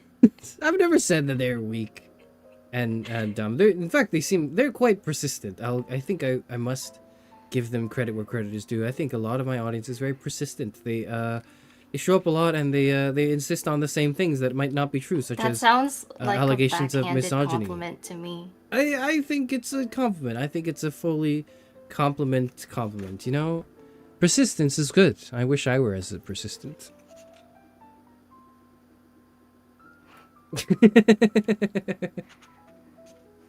Hold on, accents here. On a related note to the earlier discussion in Charis' defense, reading the fact exclusively that Charis was willing to stream spooky games in October shows courage more than if he didn't feel fear. There you go. That's another defense.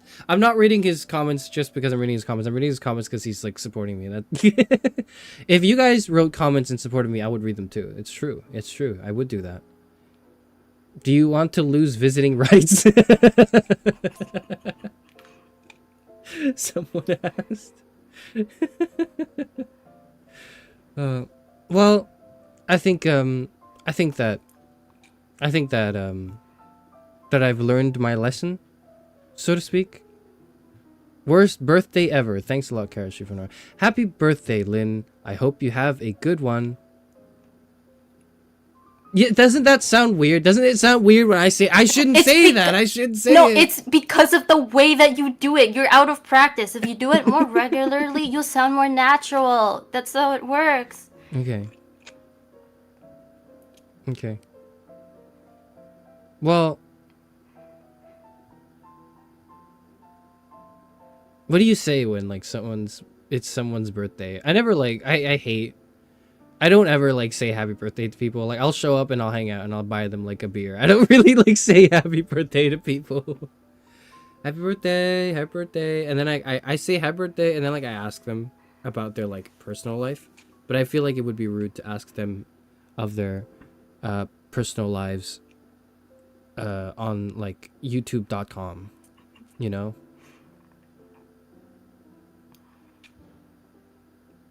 That sounded like a robot. No, man, a robot couldn't do what I just did. A robot could never. It sounds like you're trying to get us to buy something. Okay, I just read that. That's not true. Don't buy anything. Buying is perpetuating the whatever. You get the gist. So do you sing people happy birthday? No. You have a nice voice though. I'll give you that. Maybe we should jam together sometime. I would like that actually. That would be nice. I'm a little sick right Okay, now. and then we can sing happy birthday so that you'll sing happy birthday to your viewers. we need to do like one like big happy birthday, and then like I never have to say it again. And then whenever it's someone's birthday, I'll just like refer to that, and I'll be like, I already did that. I already said happy birthday. And I refer them to the happy birthday song I'll eventually sing. I think. I don't know. I'm sick right now. I'm not doing that late. I'm not doing that now, but I'll do it eventually. Yeah, come to think of it, why are you and Axion such opposites? Like for one thing, he's scared of nothing. You're scared of everything. Like you're okay. The thing that like you're like always sick. Like I swear that like since I met you, like you've been sick every single month. You're like you show up on Discord and you're like, guys, I don't think I can stream today. I think someone coughed on me yesterday, and you do this every single month. These people keep coughing on me, man. It's like it's not like it's my grandkids. They keep coughing on me. I keep telling my grandkids like stop. You gotta cover your mouth. You gotta like look away. Here's the tissue. Try again. And then they do the same thing. And then 2 days later I get sick, and it's so annoying. Oh my god, I hate my grandkids. Anyway, that's why.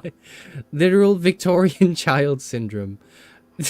Whereas, it's such a stark contrast. Whereas, like with Axe, he never complains about being sick. Like the worst I've ever heard is he'll be like, "Oh, I was feeling tired earlier, but then I took a 3-hour nap at 9 p.m. and now I'm feeling great." That's crazy. I couldn't take a 3-hour nap. If I like conk out, it's just forever. Like it's until the next time I'm fully woken up, and I could sleep for like, I think at some point I slept like 24 hours in my life. Like I went to sleep at like 11 p.m. and then I woke up at 12 p.m. the next day for like lunch. But then except I couldn't get out of bed for lunch, so I went to the toilet and then I went back to bed. This is too much information. And then I slept for another like 12 hours. And then like that was like and then I woke up again at like 11 p.m. the next day. Like I slept for a total like 24 hours and then I was still tired after that.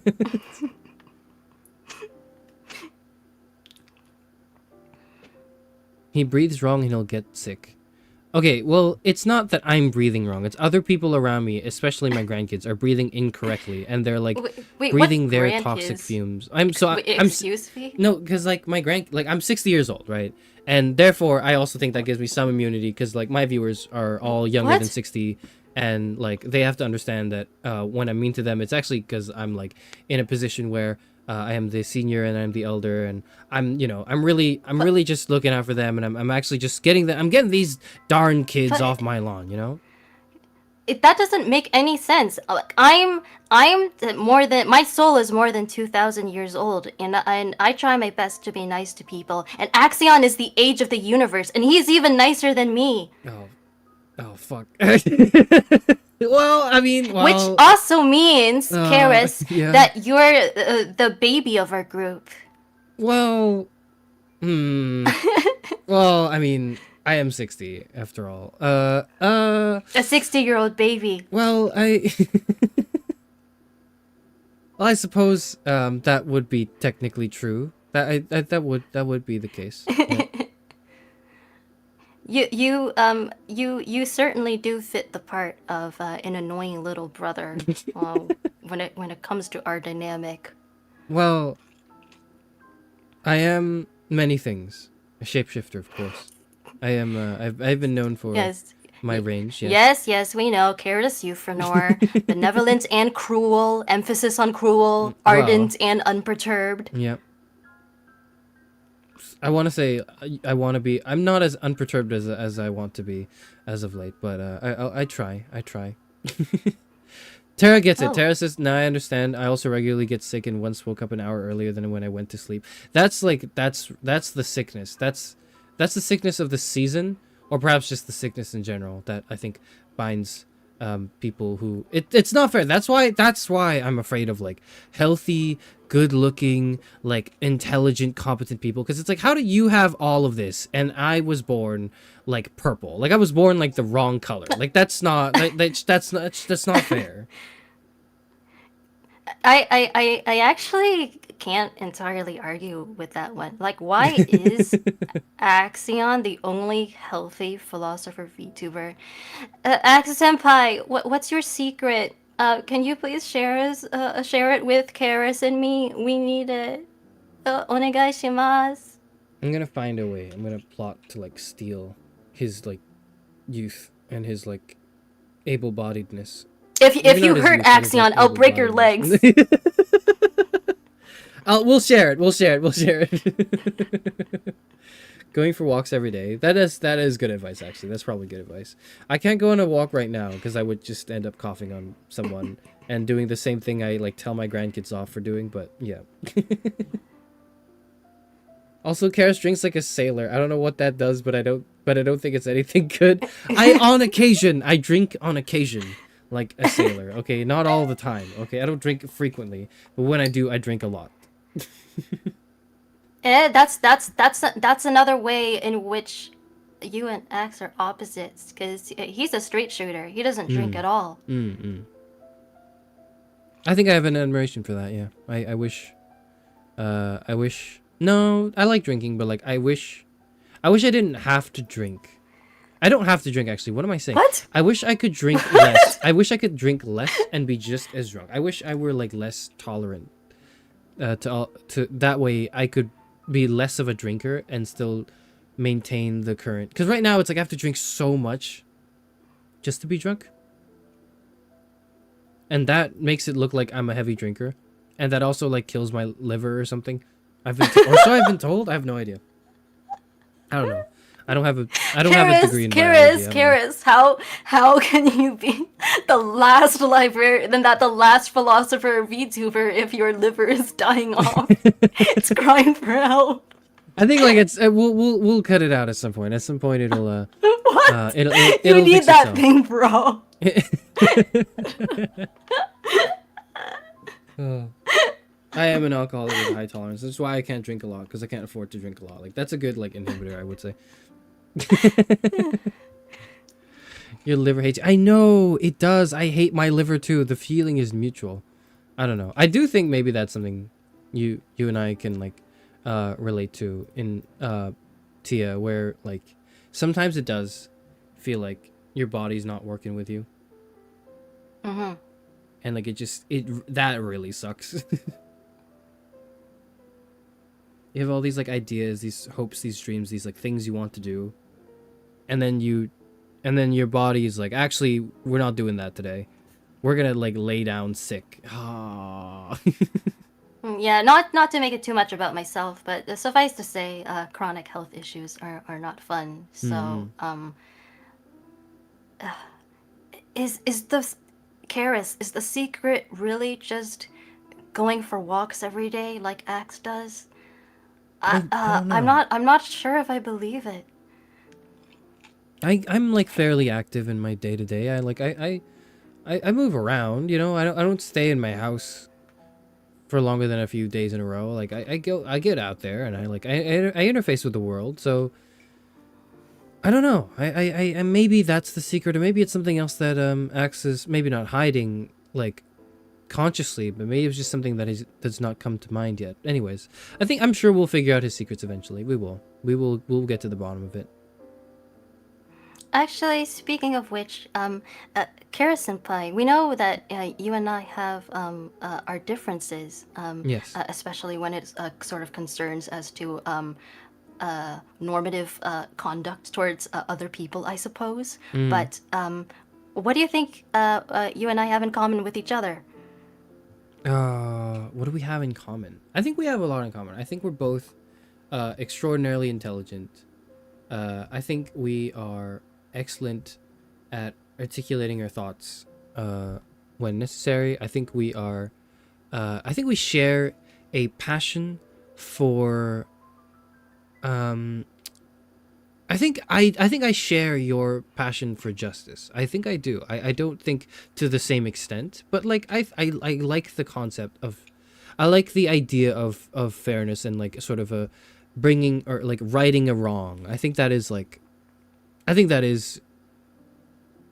a powerful sort of, not quite moment necessarily, but a powerful concept to have. And I do think it's interesting that you have decided to endeavor upon like, you know, being and embodying that to some extent. I have to say, despite me being put on the stand today, that I admire the courage it takes to even confront injustice in any way that it presents itself, and to try to right those wrongs. I think that's very admirable.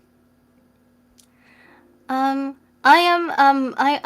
am wondering right now how much of this is sincere. But So is everyone accusing me of lying once? I'll for the sake of the conversation and because Axe is always telling me that I should try to interpret people charitably and Yeah. give them the benefit of the doubt. I'll choose to do that for you right now. That would be good, So yeah. thank you for saying that. And it's true. I am passionate about justice, and when you say that you are too, I'm curious about what justice means to you. How do you define that? What does that look like? Would you like to talk about that, Charis Senpai? I think I would, and only if you will do the same for anyone who's not quite too familiar in chat right now with, you know, justice is justice per se. But the way I kind of see it might differ slightly from institutional justice or like, you know, the legal system, and that I kind of see it less as a I'm a bit more skeptical of like systemic justice, or like justice that is like institutional, right? Like I'm skeptical of its efficacy, of its fairness, and I'm not on the on the other hand, I'm also like likewise skeptical of like vigilante justice, or just justice taken into one's hands personally and like enacted in a way as if it were this overbearing thing. I think like part of it might be that I'm informed by a sense, a growing sense of nihilism that I've tried really hard to avoid, but is nonetheless there and present and does gnaw at me at the back of my mind. I don't think that values of good or values of what is right stand as strongly as they need to. Like they erode and people spit at the idea. People, disrespect concepts of fairness and justice in order to pursue things that are of their own gain, and that is it. And to sort of try to impose that overbearing like system of justice upon them ends up having them sort of like, I would say, ends up making people averse to it, because they just fundamentally do not have that like, not like, I'm speaking very nebulously and vaguely because I'm trying not to point fingers, but I do think there are people in general, but some people in particular who struggle with empathy, with sympathy, with being able to understand where the other person's coming from, and being able to see perhaps when something is wrong and something a misdeed has been done, and feels no like concern to try to repair that at all. That I think makes it difficult for this institutional or vigilante form of justice to take place, is because people don't care and they're just gonna avoid it. That's like, so while I'm passionate about it, I'm also in some senses of the word deeply skeptical, and I want to see it improve. I want to see it take on forms that exceed my current, I guess, not issues with it per se, like I think it's something wrong, there's something wrong, because wrong is not the right word to use, but I hope to see it flourish and like evolve into, I guess, something stronger. There's a lot to unpack there, and I wonder how deeply I should dive into this right now, because I do understand that you're not feeling very well, Charis Senpai. Maybe you're not in the best state of mind I think for this discussion. I think I'm okay. I think I'll be fine. I'll like, I'm ready for the justice on justice discussion. I think I've got that in me now. Yeah. Well, maybe I'll start with giving you the Cliff's Notes version, and if you want sort of an elaboration on anything, you can let me know. But one thing is that on the subject of sort of being mistrustful of as you called it, systemic justice, but I think that's a rather vague way of saying it. So I would I would simply call it the sort of the law or the criminal justice system, but I wholeheartedly agree with that notion, and to that I would say to everyone that there's a reason that I have chosen to present myself purely as the concept of justice personified, and not as a lawyer or as a judge or as a police officer. Or anything like that, because the purpose of the law is not to bring justice, it's to preserve order, and those are two different things. Not to say that there's never any overlap, but that ultimately they're different things. And another thing that you said was just a growing sense of nihilism on your part, a skepticism that I guess that that justice will be brought to the world, so to speak. And it actually reminded me of something you said quite recently. I believe it was actually in last night's stream when you took the chance to go over your lore. You mentioned something that struck me, which is that your lore is meant in part to be sort of a reflection of this, you know, growing and sweeping sense of nihilism across the country or the world, you know, in the wake of the understanding that you know the time machine will never be invented, and with this time machine being sort of this this representation, this epitome of human progress and then the solution to all our problems. And I the way you made it sounded then, it sounded like it was just sort of more a statement about society. But I wonder if and how this actually sort of relates to your own personal views or feelings on that matter. I think that justice, or like kind of the reacting to that nihilism is I think what's really telling about a person and their philosophy, I would say. And my personal kind of like approach to it now is at the moment to relay that skepticism, that inherent, like, not to say distrust as in like, oh, the government's lying to you, but big justice wants you to, you know, XYZ. No. What I do mean though is to kind of relay that foundation of being able to think for oneself, being able to see into the world and realize it's not exactly the way it presents itself. There are nooks and crannies you can peek through to see maybe its truer colors and its larger, more nuanced and complicated form. That doesn't make it perfect at all, but also doesn't make it like the worst thing ever and, you know, unsalvageable. I think there's the sense of despair that might come from nihilism is something that cannot be overcome. I think maybe not the lack of justice. It's not like justice does not exist. It's rather maybe that one might be tempted to think so only because it seems not present enough. It seems not strong enough. Not, oh, there are bad people getting away with shit.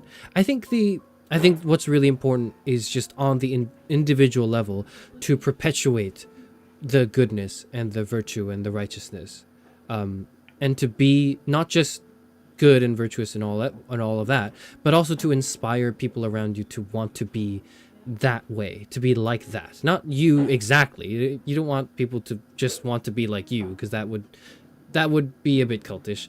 But you know, I think it would be good if people around you wanted to be like you.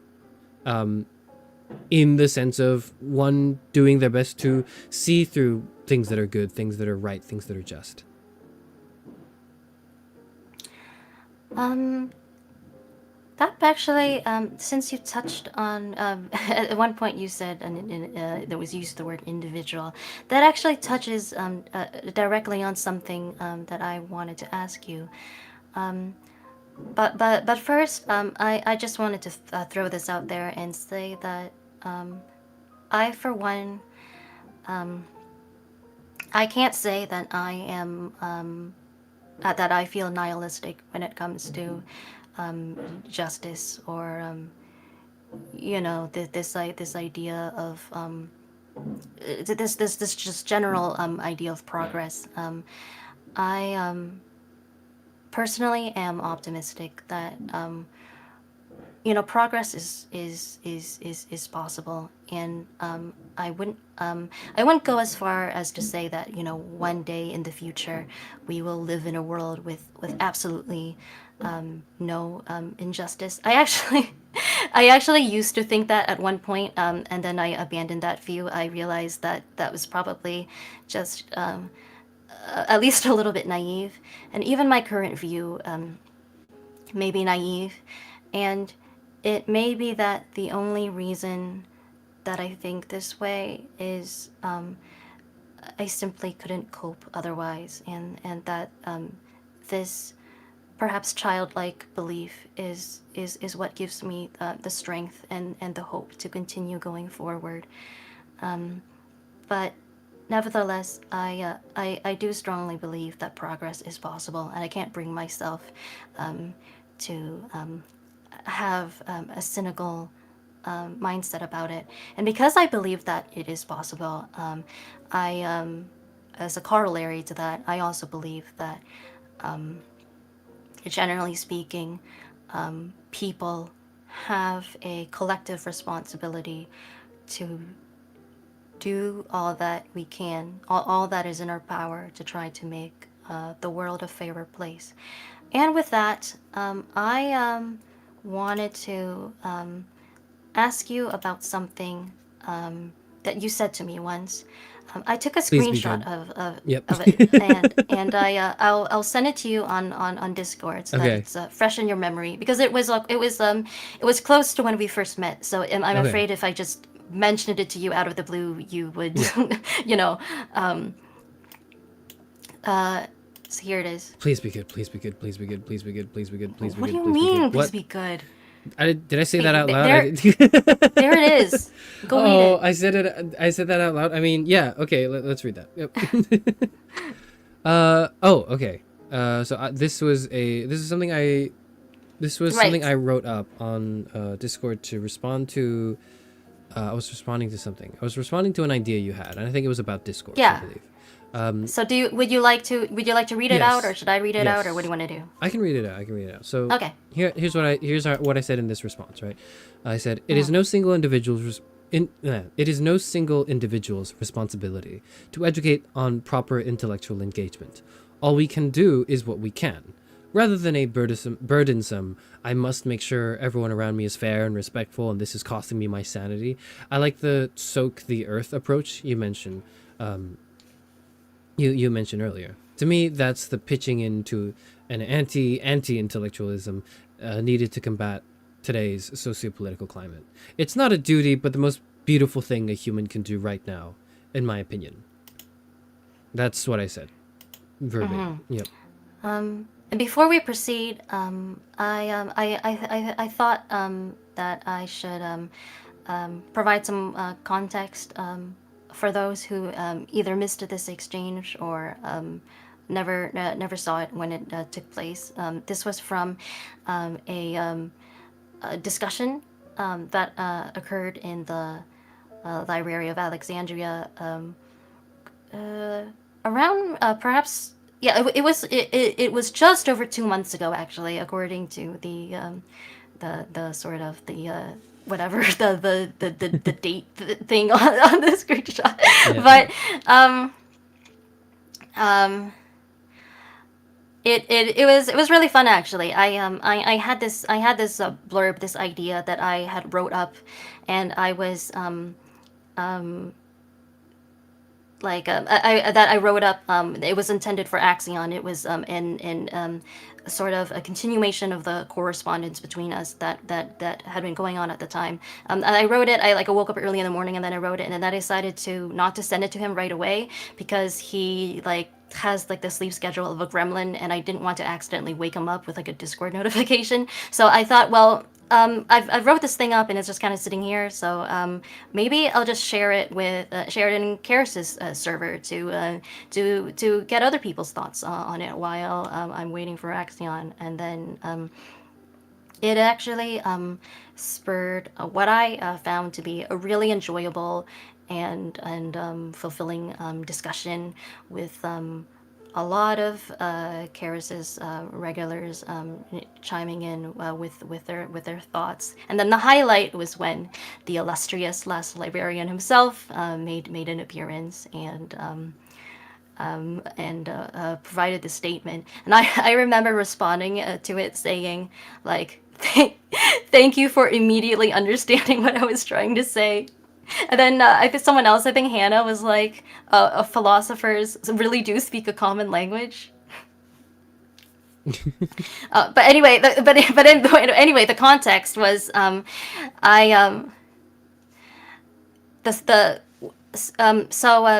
so Charis references a soak the earth approach that I mentioned.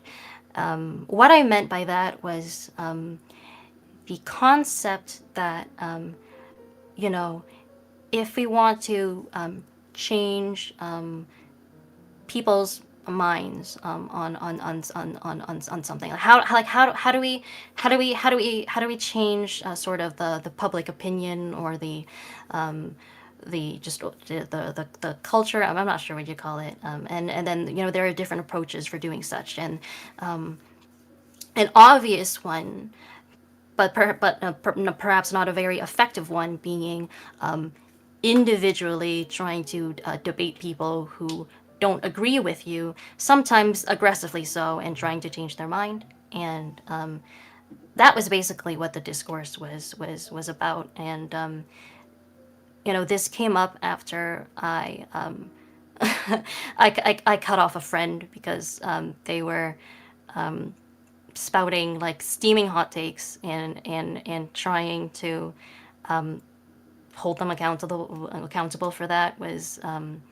basically adversely affecting my mental health. And then I turned to Axe for guidance, and I think and then sort of if we can't, or if like assuming that we can't just individually debate people who are just completely opposed to us, then what do we do instead? Because surely something must be done. We can't just give up and not do anything.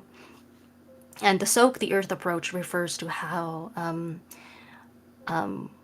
the idea that we just flood the environment with the ideas that we do believe in, and so much so that it crowds out all the the bad ideas, the ones that we're trying to combat. And ways in which we can flood the earth, soak the earth, include for example, being a content creator, such as a philosopher VTuber, and sort of sharing our knowledge that way, hoping that it catches on among the general public, people who may not necessarily have a settled view on the sort of the issues that are at hand, and are more likely to passively absorb our ideas on it. And that's the context. Well, that took longer than I intended. I think I've showed restraint for most of this stream, but I fear that I may be a certified yapper, just like Charis Senpai. That's another thing that we have in common. but what I wanted to ask you about. So I thank you for saying that once again, and I agree on some parts, such as the pitching into the that's that's how we pitch into the or we contribute to the anti-intellectualism that I agree that's that is what's needed to combat today's social political climate, as you put it. But what I want to ask you about is the parts about how it's no single individual's responsibility, as well as when you say that it's not a duty. And it's possible that I'm really just kind of arguing semantics here, and that we already agree on this more than we disagree. But nevertheless, I wanted to make sure, because when you say this, correct me if I'm wrong, but it sounds a little bit like you're saying that it's not an ethical it's not an ethical responsibility to do all that you can. Whereas I believe that generally, if we do have the power to do something, to change something, to affect a situation, that also that means we have the responsibility to act. So can you speak to that? I think like the to do all that we can is a good broader kind of statement on try your best, right? That does the reason why I'm hesitant to say that it's a moral duty is because I think when you put it in terms of like an obligation that people should adhere to, it becomes a lot harder to like, well, I hate to use the word specifically because it's got connotations, but to police that, or at least to like effectively really see that, or maybe not see, but or maybe not even prove, but to meaningfully talk about how one can contribute and like whether or not one is contributing enough. I think that, you know, different people would have, and I think we're definitely in agreement on this. We're probably very likely in agreement with this on this, where people have different limitations, and not every day is our best day, and not every day do I think people should be expected to be this perfect, you know, intellectual discourse engager. You know, like I think that the responsibility not just for one to be in charge. I think that one might have the responsibility to be in charge of oneself, but maybe not the responsibility of also being so masterful at it to be able to help other people as well. I don't think it's fair to expect anyone who can do that to do that, because it's taxing. It's tiring to educate. It's tiring to explain to people that you can't just attack me personally when we're having an argument, because that's not good argumentation. Like, we need to actually talk about the thing at hand and not immediately divert to ad hominems. We need to engage as peers and while we're having a conversation, you know, generally disrespect shouldn't be tolerated. You know, it's tiring to have to remind people to stop doing that. And that's why I'm hesitant to say you should call out every single bad person around you. Like, I'm saying you should be aware of the bad, or people who, you know, people around you who do bad things, or things that, you know, you might see as bad. And you should definitely aim to have those discussions with them and to help sort this out in the long term. But the pressure to have to do that immediately right now, I think, is deeply unrealistic and, more importantly, destructive. Like, I think it is, to a certain extent, a level of self-care that one has to engage with to make sure that you don't feel responsible for everything in the world. You should feel the urge to know about everything, at least that's around you, but you shouldn't ever feel pressured to think that you are responsible for it. I guess that's the way I wanted to put that. I think that that's a fair response overall, particularly considering the context in which this discourse began, which is me being, you know, frustrated with someone, and, you know, to the extent that my mental health was affected, and I felt like I you know, could not do this job of you know, of sort of persuading, or, you know, quote unquote fixing this person. And I guess I would just add that I would say that there's first of all, that there's a difference between doing all that is in your power and then actually accomplishing all that is in your accomplishing sort of what you set out to do.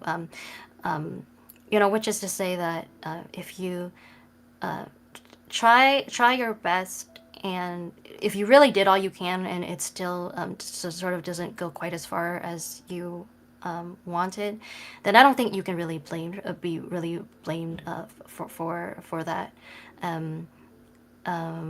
I think that is just important that one recognizes one's power and sort of like lives up to that responsibility. And the other thing is that you know, if we accept that you know, power equals power, you know, having power means having responsibility, then it also goes that those with less power have less responsibility. So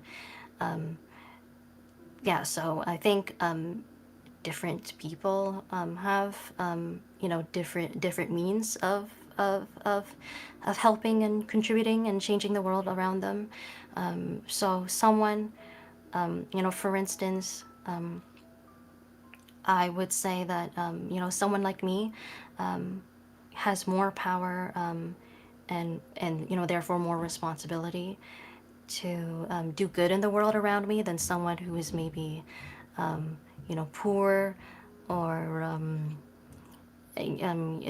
poor and like doesn't have the budget to be a VTuber, and or the sort of like the time and like the disposable income to worry about anything other than themselves. And that's very important to keep in mind too, that the burden of power, or the burden of sort of like change and action rises the more power and ability that you have. So maybe we're already in agreement on that part. Yeah. I mean, that's the way I feel about this largely as well, yeah. Okay. It's hard. It's hard. It's so hard. That's the thing with it, is like I think it's one of those things that is easy in theory and much more difficult in practice. Like having to actually do it and sit down and be patient with someone is so difficult, but is so necessary. And I think that the challenge to overcome is never like knowing what to do. It's being able to do it. That's the way I see it usually. I don't know if I would agree with that little part actually, because at least my opinion is more that I think that most people, not every single person, but that most people do have good intentions, and would like to be able to do more. They just don't know how. They just don't know what to do, and they're sort of paralyzed and lost in the face of all the bad news that they see and hear about every day. And that's sort of a driving force. It's not the only cause, but it is one cause of the sort of the injustice and the lack of meaningful progress that we see around us. It's because we live in a society where the average person, I feel anyway, is significantly disempowered. And suffice to say, that's something that I want to change in my mission as Justice Incarnate. One of the things I want to do is to help show people what to do, how they can act, and say that, hey, you can make a difference, even if it's small, even if it's you can't do as much as me, which is okay. There's probably something, even if it's small, and I want people to feel like that they are empowered, and that they do have agency, and they're not just like victims who should just surrender. That's very important to me, and That definitely rings true. that makes me happy. It how do I say this? It really does make me happy that we're having that this talk, and considering the topic of the conversation, this I feel that the significance of the two of us both being VTubers isn't lost on me, and I hope that that really, how do I say this? It's I guess it's just nice, the idea that I might not have to do this alone, and there might be one Charis Euphranor, last librarian of Alexandria, who might share in my mission, even part way. Yeah, the way I do it is just rather abrasively, where I mean to people and I tell them, "Hey, make a choice right now. Make one. Look into the world and like think about it." That's like that's kind of maybe my approach, which might not be as soft and might come across as rude. That's the. Hey, Karis, Yeah. I just got like an idea. I don't know how you would feel about it. Yeah. What you the way it's just the way that the way that you sound right now. I think that Yes. despite the misunderstandings we had earlier, I feel like going forward, I'll be able to count on you as a true ally of justice. Okay. How would you like me to knight you? Oh, we're guilt. I mean, innocent. We're innocent. We're innocent. What? What? Are we innocent? That's what that means, right? We're cleared of our crimes today, right? Well, you did apologize, and you did I did. promise to never do it again. Well, And if I you tried do, to, yeah. if you do, your viewers will leave you and come stay with me in Axion. I suppose that is one way to. Yeah, yeah. His ass is not innocent, guys. We just had that wonderful discussion on justice and like longer term morality. Okay, give me a break, please. Help. As punishment, you are now a knight of justice. I mean, I'll take it. I think I'll take that. Yeah, yeah. I can accept these demands. Is that what you had in mind, Tia? I just asked if you want to be knighted. Yes, sure. Go for Oh, it. you do? Okay. Yeah. Close your eyes for now. Okay. Okay. O divine justice, I call upon you now. Grant this young man, this 60-year-old young man, your lasting protection. I, Tia Faire, in the name of the cardinal virtue of justice, dub you Sir Charis Euphranor. You may rise. Okay. Congratulations, you're now. What? Go back. That's a rise for a second. Yeah, You're now an ally of. You're now Sir Charis Euphranor, ally of justice. I like that. I like that title. Excuse me. Do we have to call him sir? Yes. Yeah. Absolutely. No. I mean, yeah. That would be good. Yeah. Ally of justice, indeed. Yes. Yes. Do not reward his bad behavior with knighthood. He is unworthy. Your head is like clipping through the screen. Is it? I'm back. No, I'm back now. I think I'm back now. Right? I've put myself back. I've stopped myself from rising. I think I'm back in the normal.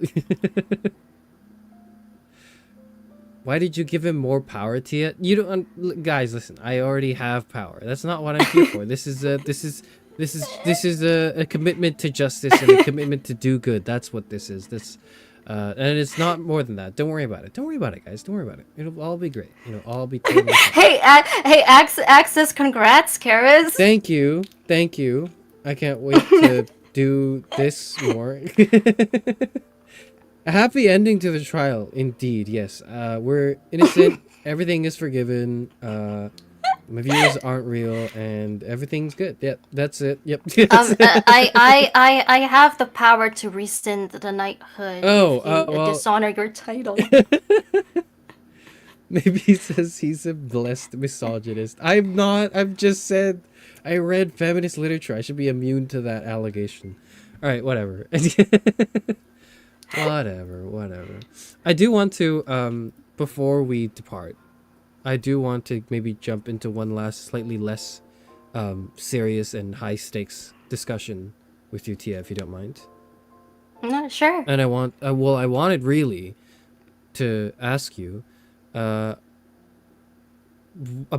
more. I wanted to ask you more about your choice to debut and to start your debut with a karaoke of Edge of Dawn, the main theme from Fire Emblem Three Houses.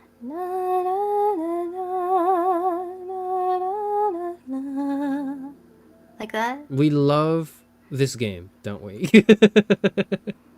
We absolutely love Fire Emblem. Clearly, well, at least you clearly love it enough to randomly bring it up. Yes. You know, when it has nothing to do with the prior topic of conversation. It's not. It's just sort of like a final kind of like. I think I really want to talk about it. Actually, I know you might be sort of looking to rest your 60-year-old heads in bed soon, but do you mind if I just do an idol feeding? I'll be back. Yeah, all right, go away. Go. All right. You'll rescind it next stream. She's not rescinding it, guys. I've got this on lock, okay? We are justice, for real, for sure. rescind it right now. It'll go to his head. Everything you don't understand. Everything goes to my head. Everything goes to my head. Nothing goes past my head. I'm just that smart. Am I going to find out Charis thinks Edelgard did nothing wrong? I actually think, Leon, that I'm gonna be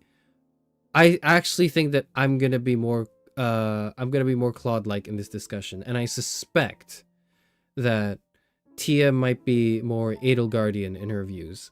And I think what's interesting is, if maybe not for today, we could maybe just gleam into it, or maybe we could just talk about the music itself of the game rather than the convoluted politics of it. Because, well, never mind. Tia will get back to this when she's back. But I just wanted to I think I just wanted for a moment to like fanboy fangirl about like how good the music from the game is. Like I'll share this now, or should I share this now or when she's back? I think I'll share it when she's back. Let me think. Yeah. No, I've already shared it on stream, so I'll just talk about it now. Sorry, I had to drink some water. I like, you know how sometimes you need to like lock in with classical music or whatever it is, something that's like a little different from your usual listening rotation, and you just need that burst of energy to like finish something. For the longest time, I think since the game came out like 5 years ago, that has transitioned into the Fire Emblem Three Houses like soundtrack. Like, I love the soundtrack so much, and more importantly, it's such good lock-in music. Like, I don't know why, but like it's overtaken my brain and rewired it in such a way that like I don't usually listen to it on my rotations. I listen to like remixes, but like the OST of the games, like when I listen to it, it imbues me with a certain power, and that helps me like do stuff. Hello, Tia. I think, are you back?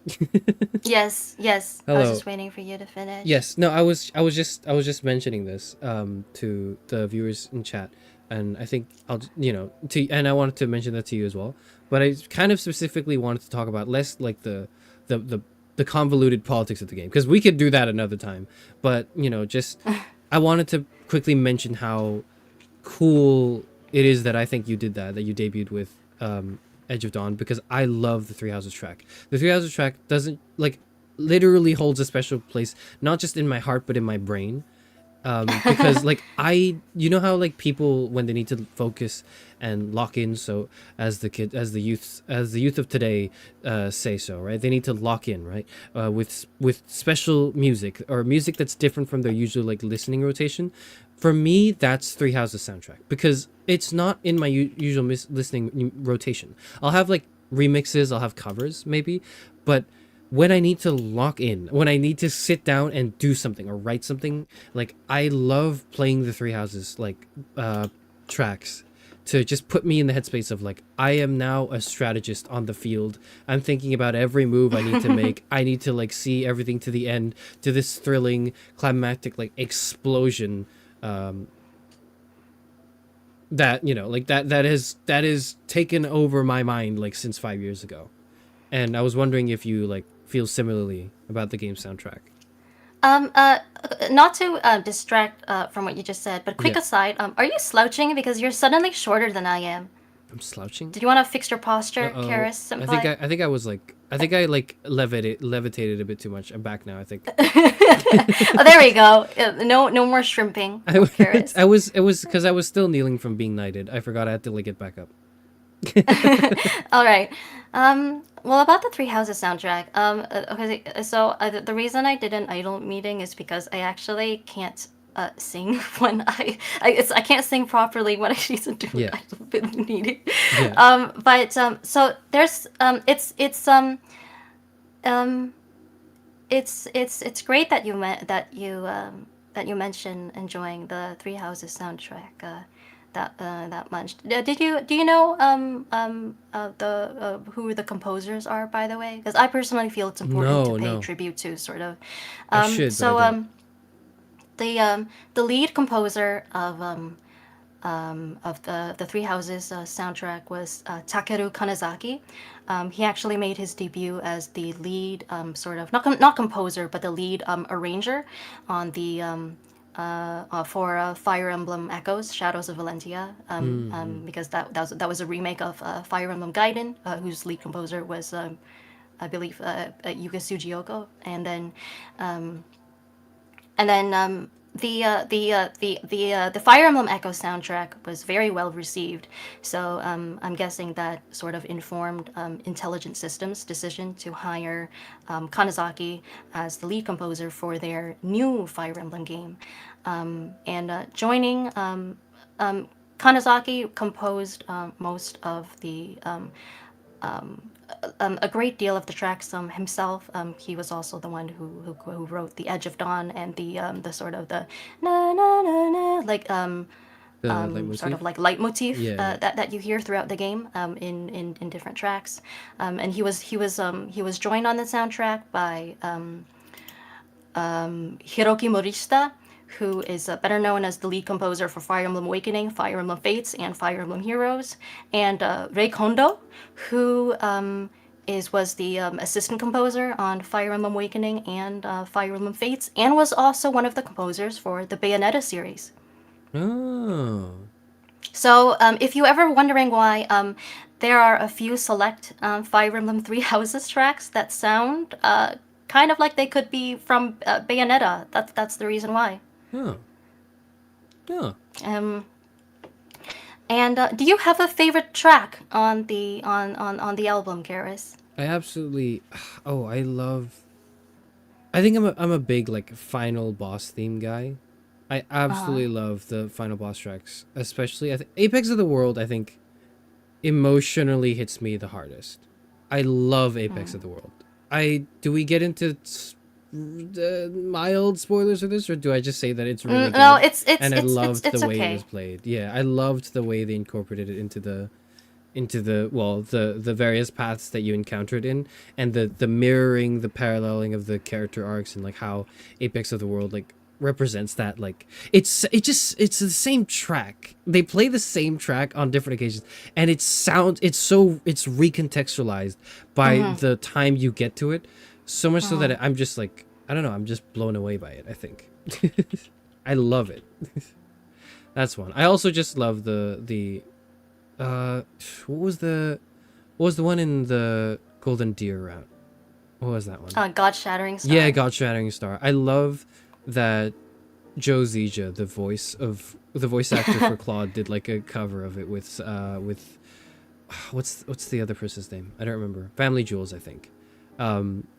Of the track as well, and he like sang the opera bits. That was so good. I love that as well. That God Shattering Star does get me to like think I am actually battling the CEO of Of racism. that gives me that vibe exactly. Like it's perfect. And I think, and last of those like ending bits, right? The one that plays in the Silver Snow route. Which one is that? Silver Snow, A Funeral of Flowers by Rei Funeral Kondo. Flowers. I love the mix up between the rain and thunder portions of the track, where normally like normally the Fire Emblem battle themes are separated into like rain and thunder, where rain is like the kind of the ambient, the zoomed out version, and then they have like a thunder version of the track that's more percussive, that's heavier, that's sharper, that plays when you're zooming into like specific combat. So because You Charis explain it, please. kind of explained it a bit poorly, Okay, you and do it, I please. think I can do a better job. So starting in there's the musically speaking, the Fire Emblem series has a tradition that began in Fire Emblem Awakening, where in each battle map, the song used on the battle map will have two versions: one that plays on the overworld when you're sort of making your decisions as the player, and it switches to another and slightly different arrangement seamlessly when you sort of enter battle, that plays during the battle animation. So that's what Charis is talking about. Yep. Sorry, just as an aside, Leon saying apparently a lot of your viewers haven't played Three Houses. Yeah, it's a crime. It's terrible. And the worst part is I tried playing it, or I played it for a while, and then I haven't continued it since because of I What you just haven't didn't gotten back to actually? it. No, on Okay, like how? on stream. I've played the game. I've done all 4 paths Okay, but and the but DLC. good, but still, like, okay, how many playthroughs has it been that you've left like abandoned on your channel? How many unfulfilled promises have you made? Well, they're not unfulfilled forever. They're unfulfilled for now, you know. And the great thing with time is that it keeps going forward, and until I officially say, "Oh, we're not doing this anymore," I could still leave open the opportunity that I'll do it. Anyway, sorry. Sidetrack aside, I do want to mention, like, I love the way Funeral of Flowers switches up the rain and thunder, like, tendencies, so to speak, and like that I don't know, that made me feel something. That it really made me feel something. I don't know how else to describe it. I'm not very musically inclined, and my sonic vocabulary is lacking, but you get the gist, I think. Well, in for most of the sort of the battle songs with the 2 different arrangements,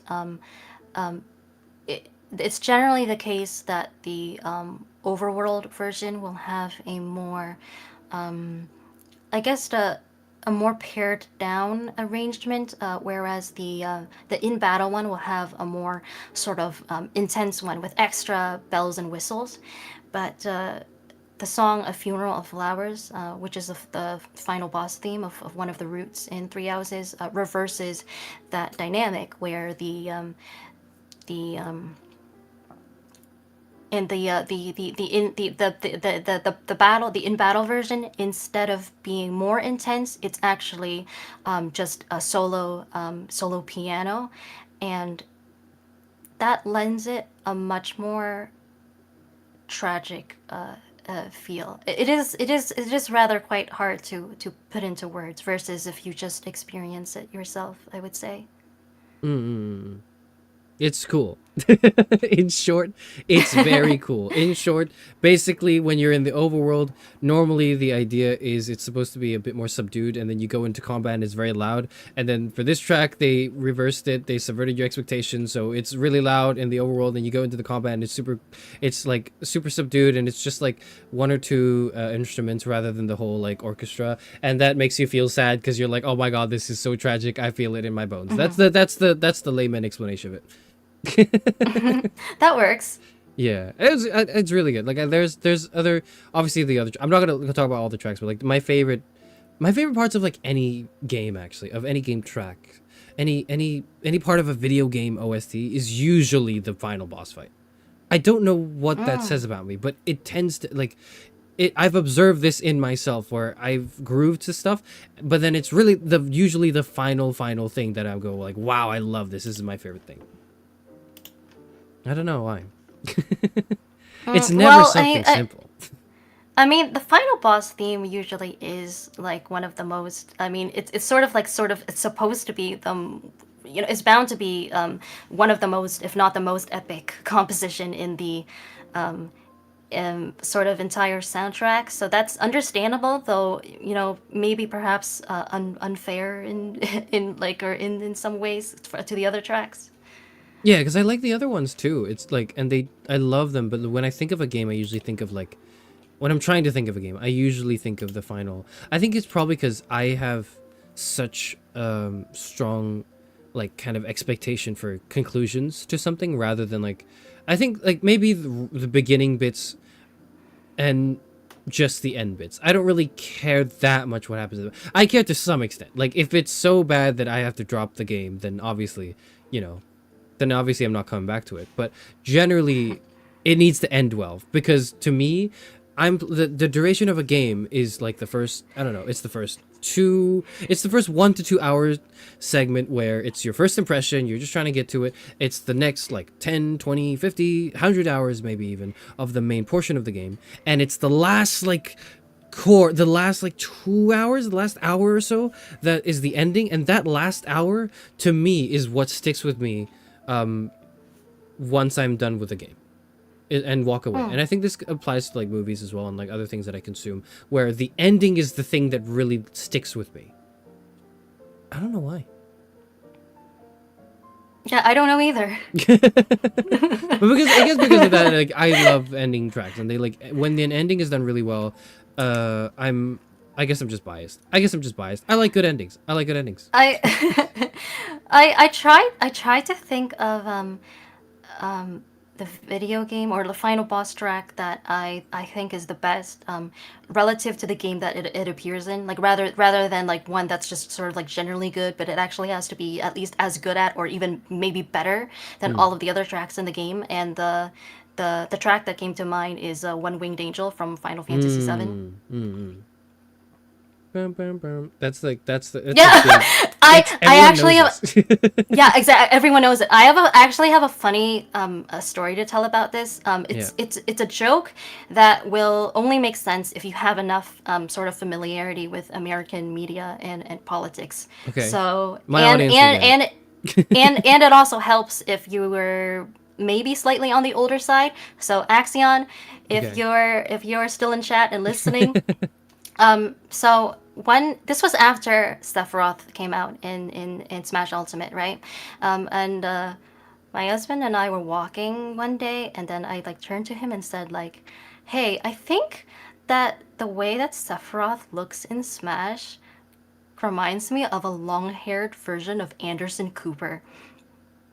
And then my husband, without missing a beat, he goes, "CNN."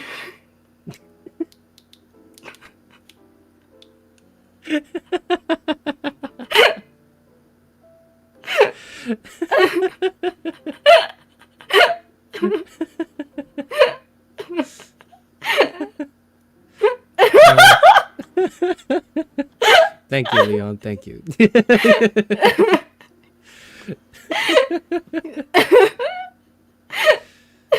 Is he Sephiroth? Hold on, I had to look him up just now to get the mental image in my head. Why are you Googling when you're streaming? He is like, you know what? I could see it. I could see it. Yeah. I don't think it's more. I think it's less the physical appearance and more like the vibe, maybe. I don't know. I don't consume a lot of CNN, so I can't tell for certain. But yeah, Yeah, it's okay. We're not American. Yep. Can't relate. No idea. I'm not American. You guys are American. You can judge. You can judge for yourselves. Not me though. CNN is good. There was something I wanted to sort of offer or bring up to you. It's entirely up to you if you want to sort of like take me up on it, because I'm not sure on it myself. It was just something I was considering, but so. Oh shit! Now I don't know if I should say. It's okay. Okay, okay.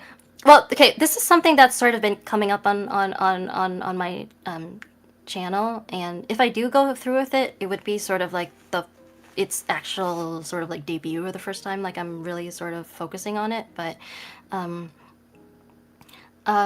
because I have perfect pitch, something that I like to do and can do is to hum video game tracks a cappella from sort of like back to front. Like I've memorized the entire thing and can reproduce it from memory, and I can do this with at least a few Three Houses tracks. I don't know if that was something you were interested in trying to and just seeing me do, in light of the fact that I neither of us are feeling at our best today, so it could come out wrong. But if you want to see me try, I can give it my best shot. Oh, like right now? Yeah. Okay. Or later, or no, I don't know. Okay. No, I just didn't think you were prepared enough, or like not you, but like I didn't think you were prepared to do that too, because we were preparing for this. I guess it was like the way I was thinking. No, yeah, okay. Hold on, before you do that, I'm gonna read a few comments so you can maybe get ready as well while you do that. Just responding to the earlier bits of like why maybe endings stick.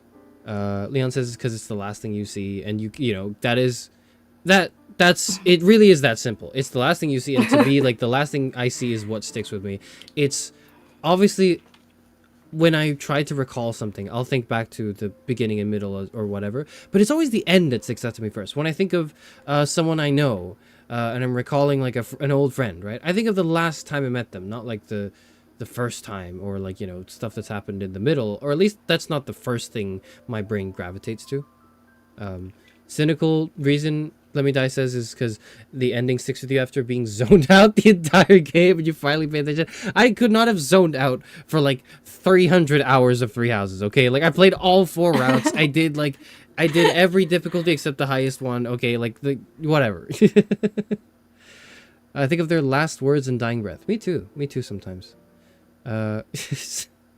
Maybe he says put him on trial for being a nerd. We're done with the trial. The conclusion is I walk away innocent and knighted. Okay, that's what's going on. Okay. No. You have to do the community service of no. not meeting mean to people anymore. No, community service. I'll think about it. I'll think about it. Anyways, that's all right. That's I just wanted to read and respond to those few. If you want to give that a go, go for it. Okay, I can't promise that this will be your favorite track or anything, or that I'll be able to pull it off perfectly, just sort of as a disclaimer. Mm-hmm. If you recognize that, hopefully if I do it well enough, you'll be able to recognize it. You can like give me a signal. Same goes for those of you at home. Okay, let me start.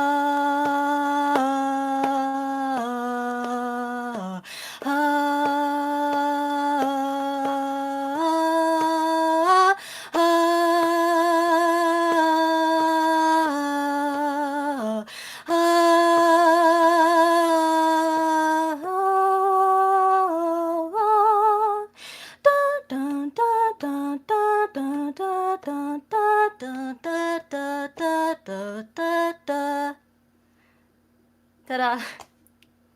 Well done. Oh my god. Was this what this is long. Is this Long Road? Or The Road What? Ahead? No, The Road Ahead. This is like it's something road. Is it not? This is the No, what track is which one is this? it's Chasing Daybreak. It's Chasing Daybreak. Ah. I know how the song goes. I just can't attach the name to it, but I recognize You were it. maybe you were The Road Ahead actually, maybe was what I was thinking. I of. don't even know which track you were thinking of. No, I might be thinking. I don't. Maybe like it's something road or something road something. That was the track, I think. Anyways, sorry. I recognize Chasing Daybreak. I just don't remember that it's called that. Well done. That was cool. So thank you. That brought me back to mashing Divine Pulse over and over again, going like that doesn't work. Go back, please.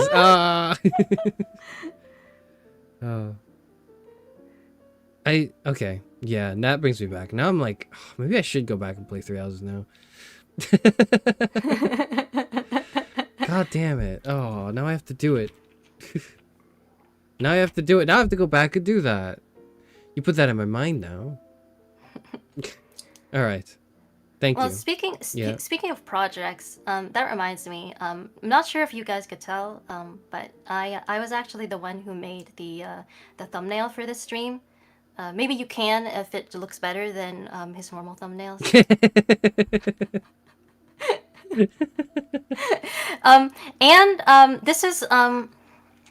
This is still a very much a work in progress. So don't hold your breath quite yet. But I am currently working on a character reference sheet for Charis Euphranor, because he doesn't have one, even though he debuted like 18 months ago. I've talked to our team about this, and the conversation went, why would you need a this was like maybe not years years ago. The conversation went, do we need like a backside for the rev sheet? And our team was like, no. Why would you need that? And I thought, yeah, why would I need that actually? And that was the conversation. That was the whole why would I ever need that? It was the question, and I suppose now we have an answer, and this is a good problem to have. If you are absolutely more than welcome to. That sounds really cool. You definitely have our team's blessings to endeavor in that. I have no idea how I could possibly even contribute other than to let you know that, like, I guess I can like give you the design motifs or like the inspirations of that. One of them being Claude Von Regan from 3 Houses, so there you go. That's you can work with that. I'm getting this feeling like I'm becoming your second art team. Well, let's just not count the debt to this one. We'll be and then we'll be okay. We'll be a-okay.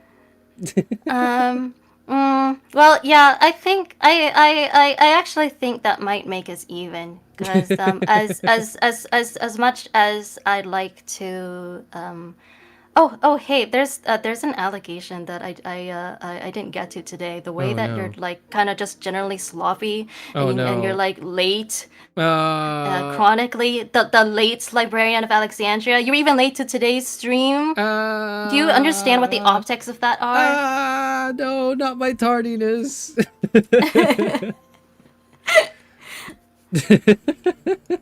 That's actually like probably the only thing that's like that I'm genuinely remorseful for today. Like nothing else. Like don't you respect your viewers' time? Like, you know, you can't take them for granted like this. I do think like that's everything else today, I didn't care for it. That though, that matters to me. Actually, that matters. That you wanna say that to me again? I mean, yeah, I'm gonna be nice to everyone. Yep, we're gonna be, we're gonna be, we're gonna be great. It's gonna, yep, totally gonna respect my viewers and all that. But yeah, like I try not to be late. Thank you for being understanding. Not just you, Tia, but also like the people watching now. If you're a VOD watcher, this doesn't concern you. The way I like to think of it is, yeah, I'm late to like the 10 people here, but also the people who are watching the VOD won't have to worry about that, so that'll be good. I wanted to say something. I did want to say is that I do feel indebted to you in some ways, Charis. So maybe if I draw a bunch of art for you, that simply serves to make us even. I wanted to tell a story, actually. As much as I enjoy rightfully criticizing Charis for his sloppiness and other things, he one of if I had to say, I would say, like, you know what he did for me one time? Something really bad happened one day in the morning before I was scheduled to stream. And I was a mess, and I felt so shaken. And it was something related to VTubing, and I I just like didn't know what else to do. So I looked on Discord and I saw that Charis was online, and I messaged him from out of like nowhere, and I was like, Charis, can you like VC with me like right now? I like really need to talk. And he did that, and he sat there and he spoke to me for 2 hours until I actually felt better enough to stream. And that's the nicest thing that he's done for me so far. And it's probably my favorite memory of Charis Senpai. And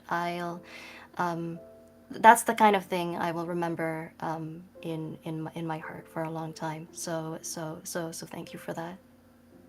Oh, I can't be mean now. I can't be mean now. Now I'm like zappy and sentimental. No, it was a pleasure, and of course, don't worry about it. I wouldn't feel too worried about, feeling like a debt needs to be repaid. I like being in debt. It's great. You can tell by the amount of debt that I'm in. And I don't ever feel like human interaction is about balancing the books, so to speak. I think it's good to owe people stuff, and it's good to have people owe you stuff. Not like, hopefully it's between friends and not between you and like a fishy company. But like if you just owe your friends something, it's an excuse to like go out and say, hey, let's go out, drinks are on me, right? And it's in the same way I like to think that I do enjoy making people feel better. So I'm glad that you do, and I'm glad that that helped, and I'm glad that you're bringing it up on stream to make me look good after the entire like allegations so far that have been laid out. It's nice to have something to counterbalance that. Well, I hope I can continue to count on you as a friend for a long time to come, even if you do laugh at me sometimes and you're a bit like an annoying little brother. And yeah, and it's very magnanimous of you to have that view. By the way, I would say. Yeah, I am. I'm happy to do whatever I can for you in return, even if it's just making or drawing little things here and there. Speaking of which, whenever you finally get to playing a Yakuza 0 on your channel, if you give me maybe at least 2 weeks of advance notice, I can draw a thumbnail picture of you dressed as Kazuma Kiryu, if you would like that. I mean, I absolutely would, and I hope that's not. No pressure to follow up on this if, the time eventually happens. I plan to stream it sometime, like, in a few months, so that might come up sooner rather than later, and I'm sure people would love to see that too. But again, that's awesome. That sounds really cool. No pressure on having to do it, but I'll take you up on that. If you're there for me during my any like future Menhera episodes I have, then we'll call it even. Even indeed. Thank you so much. Thank you to everyone who has witnessed me and my lighter sentencing, I think, for today's allegations. Everyone's in disbelief now. Everyone's like, wow, can't believe Charis Euphranor is capable of human decency. Where is this the other 90% of the time? I know that's what you're thinking. And the reason I know that is because I'm smarter than you, and I can see into your heads, dear viewer. Hey, I mean, watch your mouth, young man. Great, having a great time. We're having a great moment. He beat the allegations. Yes, I did. Yep, they're all gone. No more allegations. We have to fight him. But yes, thank you to you guys, and thank you again to Tia for joining me today on trial, and to share these allegations with me, and to have that nice chat about justice and about what is right and how one might do right by themselves and by other people around them. Likewise, I very much enjoyed our conversation today too. Thanks so much once again for hosting me here at the Library of Alexandria. It's an honor, and I do hope to be a regular visitor here in the future, along with Aku Senpai, of course. I mean, regular, you're more than welcome. I don't think there are any restrictions here. Yeah, I have that to look forward to then. They're so mad that I'm getting away scot-free. Alright, good job. Thank you. Good job, team. Good job, viewers, for realizing the truth all along. Thank you, Tia, for proving my innocence. And that will be, I think, it for the trial. Not innocence. Community service. Yeah, we'll work on it. We'll work on it. All right, goodbye. We'll work on community service. We'll do that. All right, goodbye.